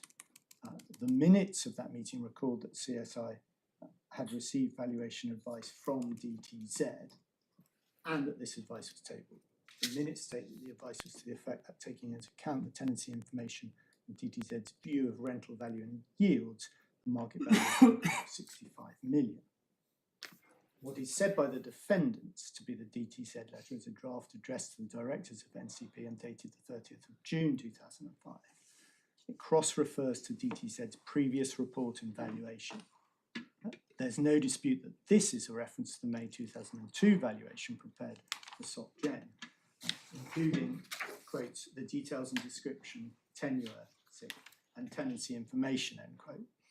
The letter concludes that the market value as at 30th of June 2005 is 61 million. DTZ stressed the valuation was an informal desktop overview, should not be relied on. And then the judge records that the first trace of the DTZ letter in the documentary evidence is an email dated the 17th of October 2005 from Mr. Sirra of Buckingham to Nina Gomez and Angela Morris, members of Mr. Brown's team at Equity Trust, sending the draft letter. Documentary evidence also records an annotated copy, and then that has some notes which appear to have been added by someone at Equity Trust to the effect that the value is being discussed between Buckingham and DTZ, and that Equity Trust should speak to Mr. Sirra in the week beginning the 31st of October. Then there's metadata showing it's created on the 17th of August, which is half of the board meeting. I submitted that that's not conclusive, but the judge had no hesitation in concluding the DTZ letter was not available to the board of CSI when the transfer to NCP was approved.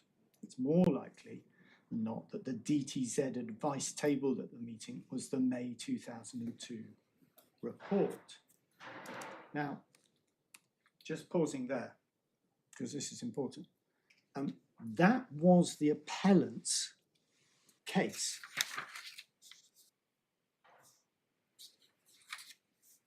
The appellant said what the board had was not your draft DTZ letter with handwriting on it, but must have been the 2002 advice, which gave a value of 65 million.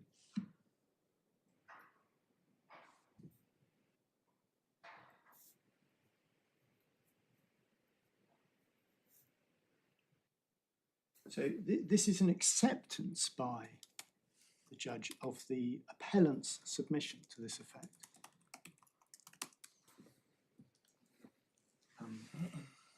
In the transcript, I don't think we need to go there, transcript of the trial, day 6, page 3. You'll see that Mr. Parker.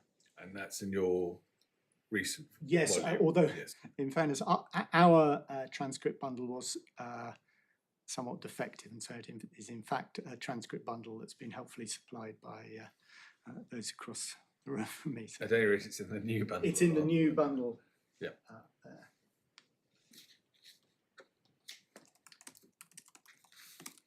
So the judge then carries on at paragraph 99. There's no doubt that Mr. Brown has no clear recollection of what was available at the board meeting. In his pleadings and his witness statement, he says the board must have had the DTZ letter available to it. However, in his oral evidence, faced with the information provided by the metadata, he suggested he did not recognise the DTZ letter contained in the documentary evidence, and the letter which the board had in front of it may have been a different letter. I think it's fair to infer from this that any memory Mr. Brown has of the DTZ letter is a reconstruction based on a later review of the documents. And as we've seen from what Mr. Brown himself said in the witness statement, his case as to having seen the DTZ letter was at best a reconstruction. He didn't really remember. Paragraph 100. The conclusion that the DTZ letter was only produced after the board meeting is also overwhelmingly supported by the documentary evidence. 100.1, no reference to the DTZ letter prior to 17th of October.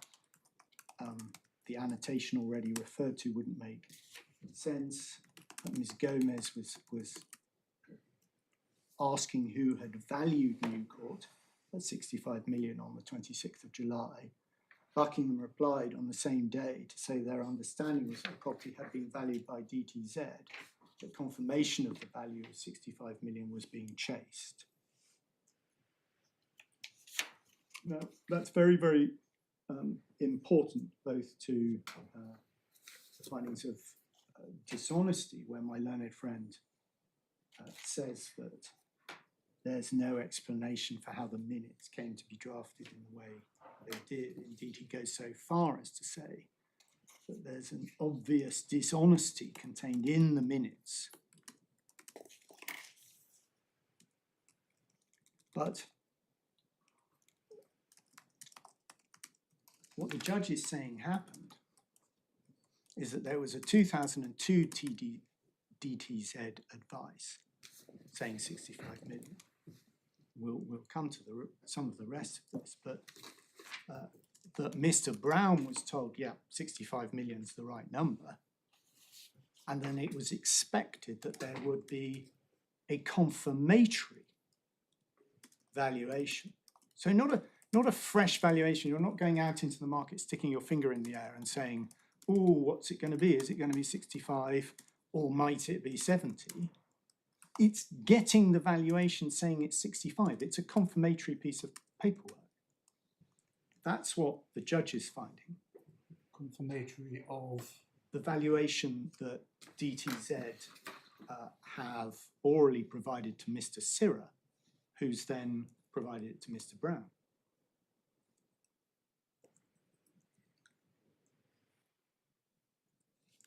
So what the judge finds is that although there was no DTZ letter at the board meeting,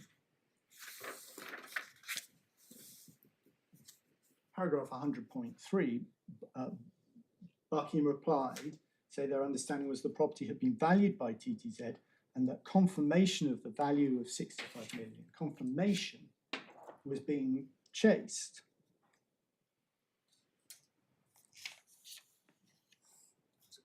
Now, this may bear on how the minutes come to be as they are, I don't know. Is this said to bear on what you're going to come to later, which is Mr. Brown's belief, or is that a completely different subject? It's going to bear on blind eye knowledge. Yes, I see. And on whether the minutes were dishonest.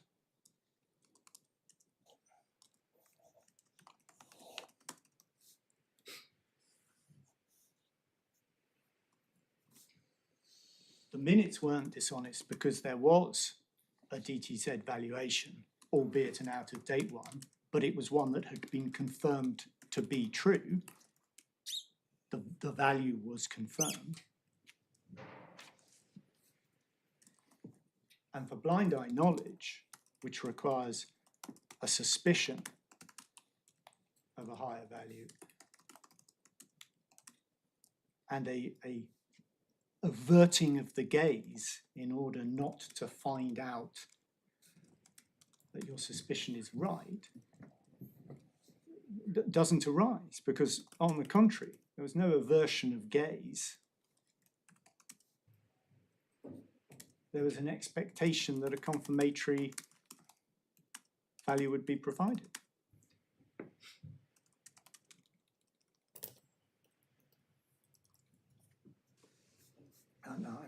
obviously I've taken those points slightly out of turn, but it's important to have this background in mind when we get to what the judge found about what Mr. Brown's view was.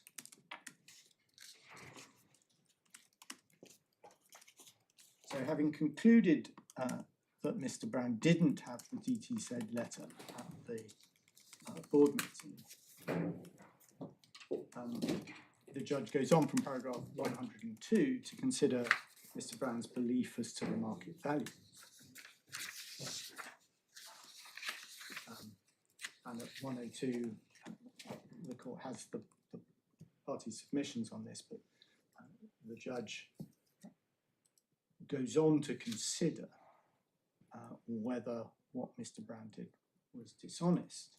And this involves a consideration of his state of mind and in particular what he knew and believed in relation to the transaction in question. At 103, he's going to test Mr. Brown's assurances. At 104,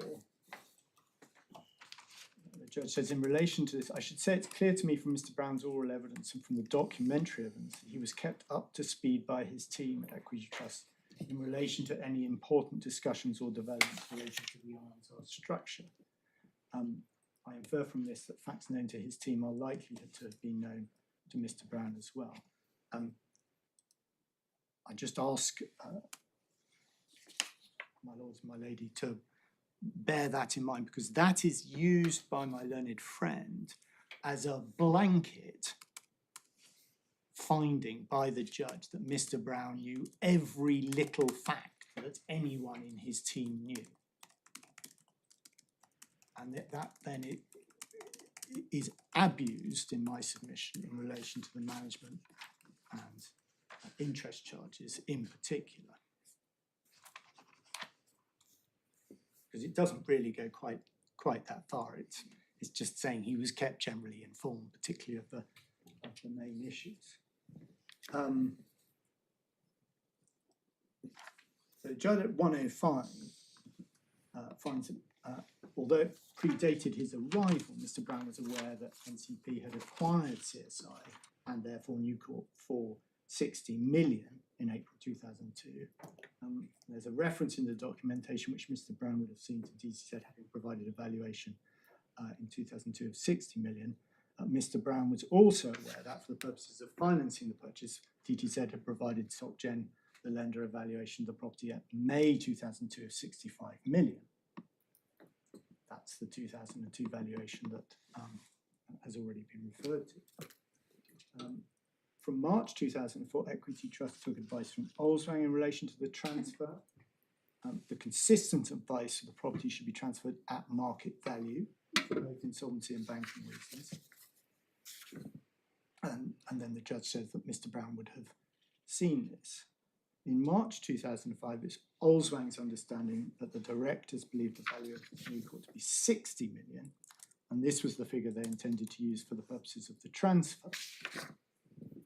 But they drew attention to the fact the property had been revalued in the accounts to 65 million. Following this, Equity Trust asked Mr. Sirra about the value of Newcourt, and in particular, the revaluation to 65 million.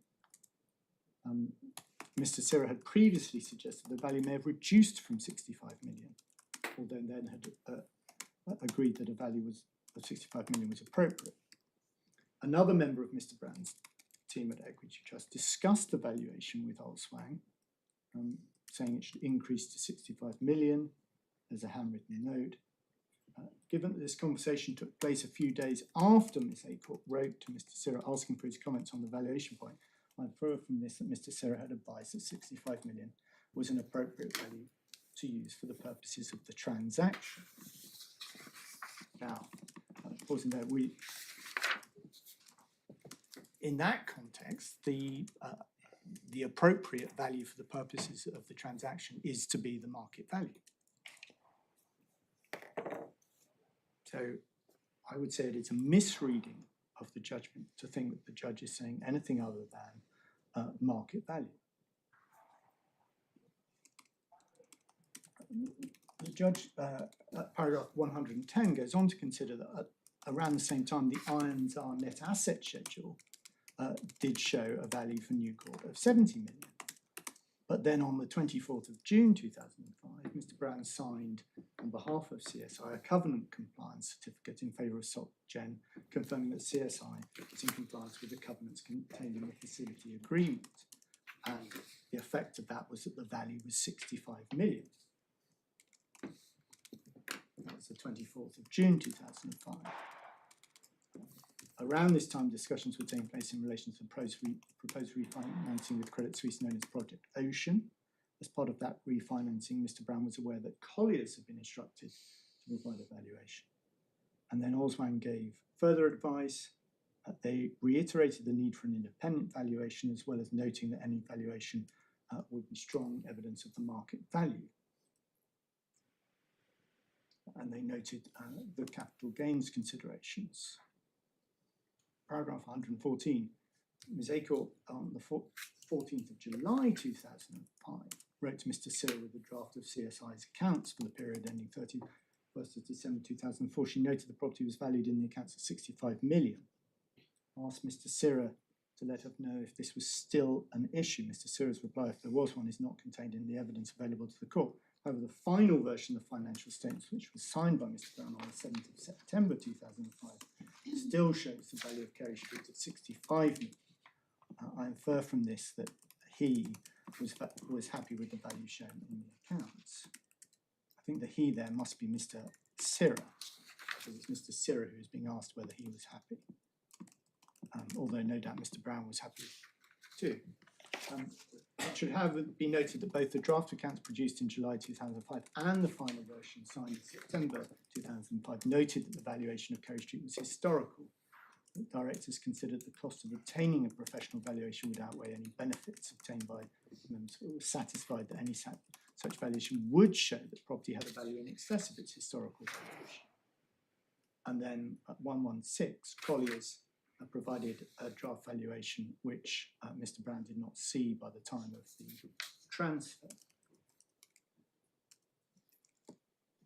Paragraph 117, the judge says that a number of points emerge from this evidence which are relevant to Mr. Brown's state of mind. First, it's clear that Mr. Brown Equity Trust relied on Mr. Sirr Buckingham for advice in relation to the valuation issues.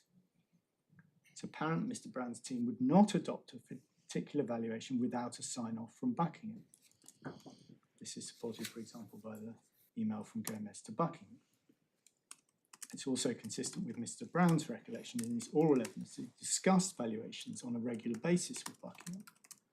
It's equally clear that both the team at Equity Trust and Mr. Sirr were aware of the potential tax liability, aware of the likelihood that HMRC would challenge a low valuation, and independent evidence would be needed to support any valuation, not only for tax purposes, but also from the point of view of solvency and their lenders. And pausing there, that obviously explains why after the board meeting there is a desire to still to get the confirmatory valuation, because it's going to be needed to defend Carey Street against any challenge that might be made by HMRC. Mr. Brown's team also knew the use of a £65 million valuation could adversely impact the project-only refinancing. This is the only realistic inference to be drawn from Ms. Acort's question to Mr. Sirr on 14th of July as to whether the value of 65 million was still an issue. It's apparent, therefore, there was a tension between setting a value for the transfer of to NCP, which would minimise any tax liability, tax and capital gains, and ensuring that the project Ocean refinancing was successful. And what I would also say at this point is I think it's fair to say that at this point there were lots of different valuations circulating.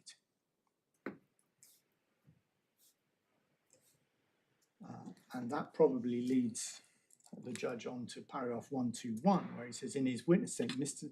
Brown suggests there might be a difference between valuations produced for different purposes. He identified three categories: valuations for day-to-day transactions, it's what I called normal transactions earlier, such as the transfer by CSI to NCP; valuations for lending purposes, which might, quote, push the envelope. And pausing that, by that, my interpretation of what the judge understood Mr. Brown to be saying, which is all I can offer here, is that that those were valuations that were probably on the high side and not appropriate. If they're pushing the envelope, that phrase suggests that they're a bit on the high side. That's normally how that is used. At least if they're obtained by the borrower. Yes. Yes. And development valuations, which he described as, quote, big sky thinking. Big sky thinking, even less appropriate than the normal valuation, the day-to-day valuation. So although that there are valuations for different purposes, what Mr. Brown has observed is that when a borrower is seeking to borrow money, sometimes the valuations seem to be higher than when they're actually trying to sell their property. And that when projects are considered, and we saw from Mr. Brown's witness statement earlier that Buckingham was in the business of putting properties together to try to extract economies of scale, synergies, or whatever, that they felt that they could make money in the property market by putting assets together and selling them at a more attractive price. And it's in that context that Mr. Brown is talking about big sky thinking. So if there's a valuation here that's not appropriate, it's the big sky valuation, and probably also the pushing the envelope valuation. But Mr. Brown's belief that valuations sometimes came in on the high side because they were for those purposes in no way infects the honesty of his belief, in my submission, that the day-to-day valuation is the market value. If the market value is what you can sell as a willing seller to a willing buyer on the open market, that is a day-to-day transaction.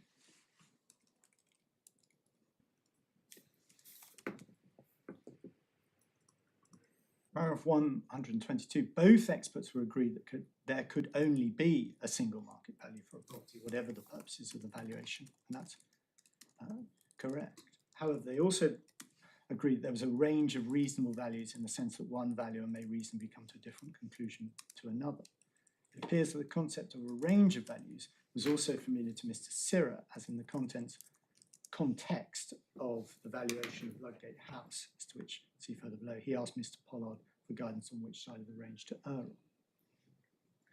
And then the paragraph which the court has seen on a number of occasions, but I need to make my submissions on it. In my view, the only reasonable conclusion to be drawn from these facts is that while Mr. Brown was aware that a higher valuation was possible and a lower valuation was preferable from a tax perspective, based on guidance provided by Buckingham, a transfer price of 65 million was a justifiable market value. In these circumstances, it cannot be said that Mr. Brown acted in a way which he knew was contrary to the interests of CSI, nor can he be said to have been reckless as to whether his actions were contrary to the interests of CSI, as he clearly turned his mind to the question of what the appropriate transfer price should be. Now, it is the respondent's submission that, taken in the context of the entirety of the factual findings in relation to New Court, what the judge is obviously finding there is that this was a day-to-day transaction, a normal transaction, and that the valuation of 65 million with which Mr. Brown was provided ultimately from Mr. Sirra, who in turn indicated that it had come from DTZ, was the market value. It was the right value to use when telling the revenue that this was the transfer price, that this was the market price.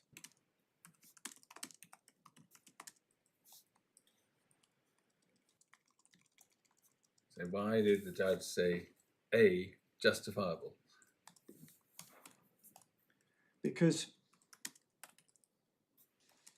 the judge has just told us that there's only one market value according to the experts, and has also told us that Mr. Brown thought that there were sometimes higher values used for other purposes.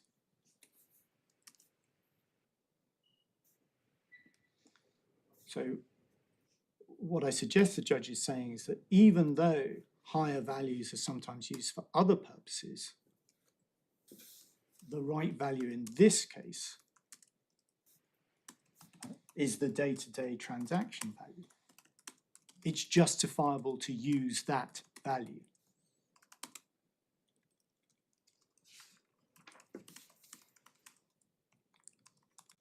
Because it is the market value.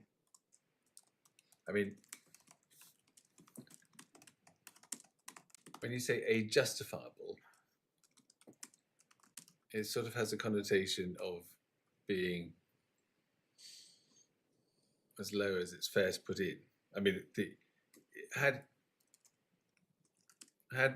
the judge had in mind a distinction from an valuation pushing the envelope or a valuation for development where higher figures might be used, well, those the HMRC certainly aren't going to object to them.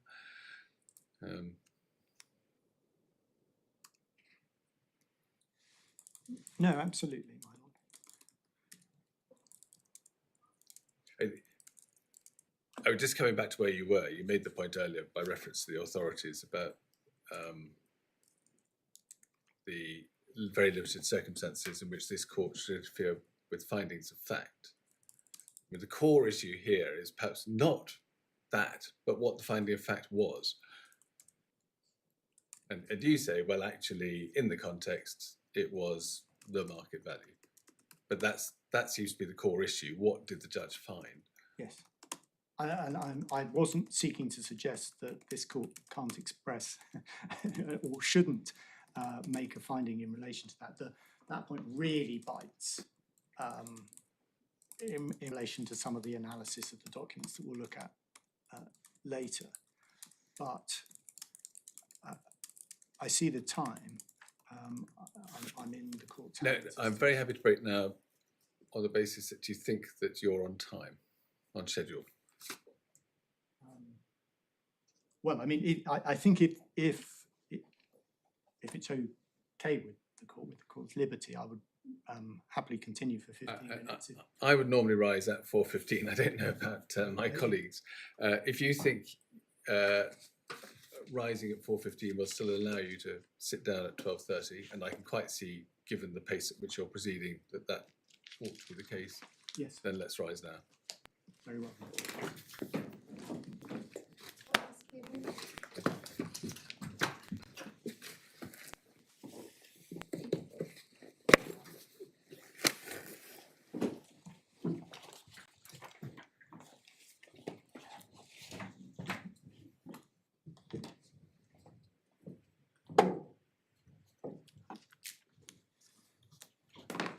I resisted the urge to say, can I have 15 minutes? You had that yesterday.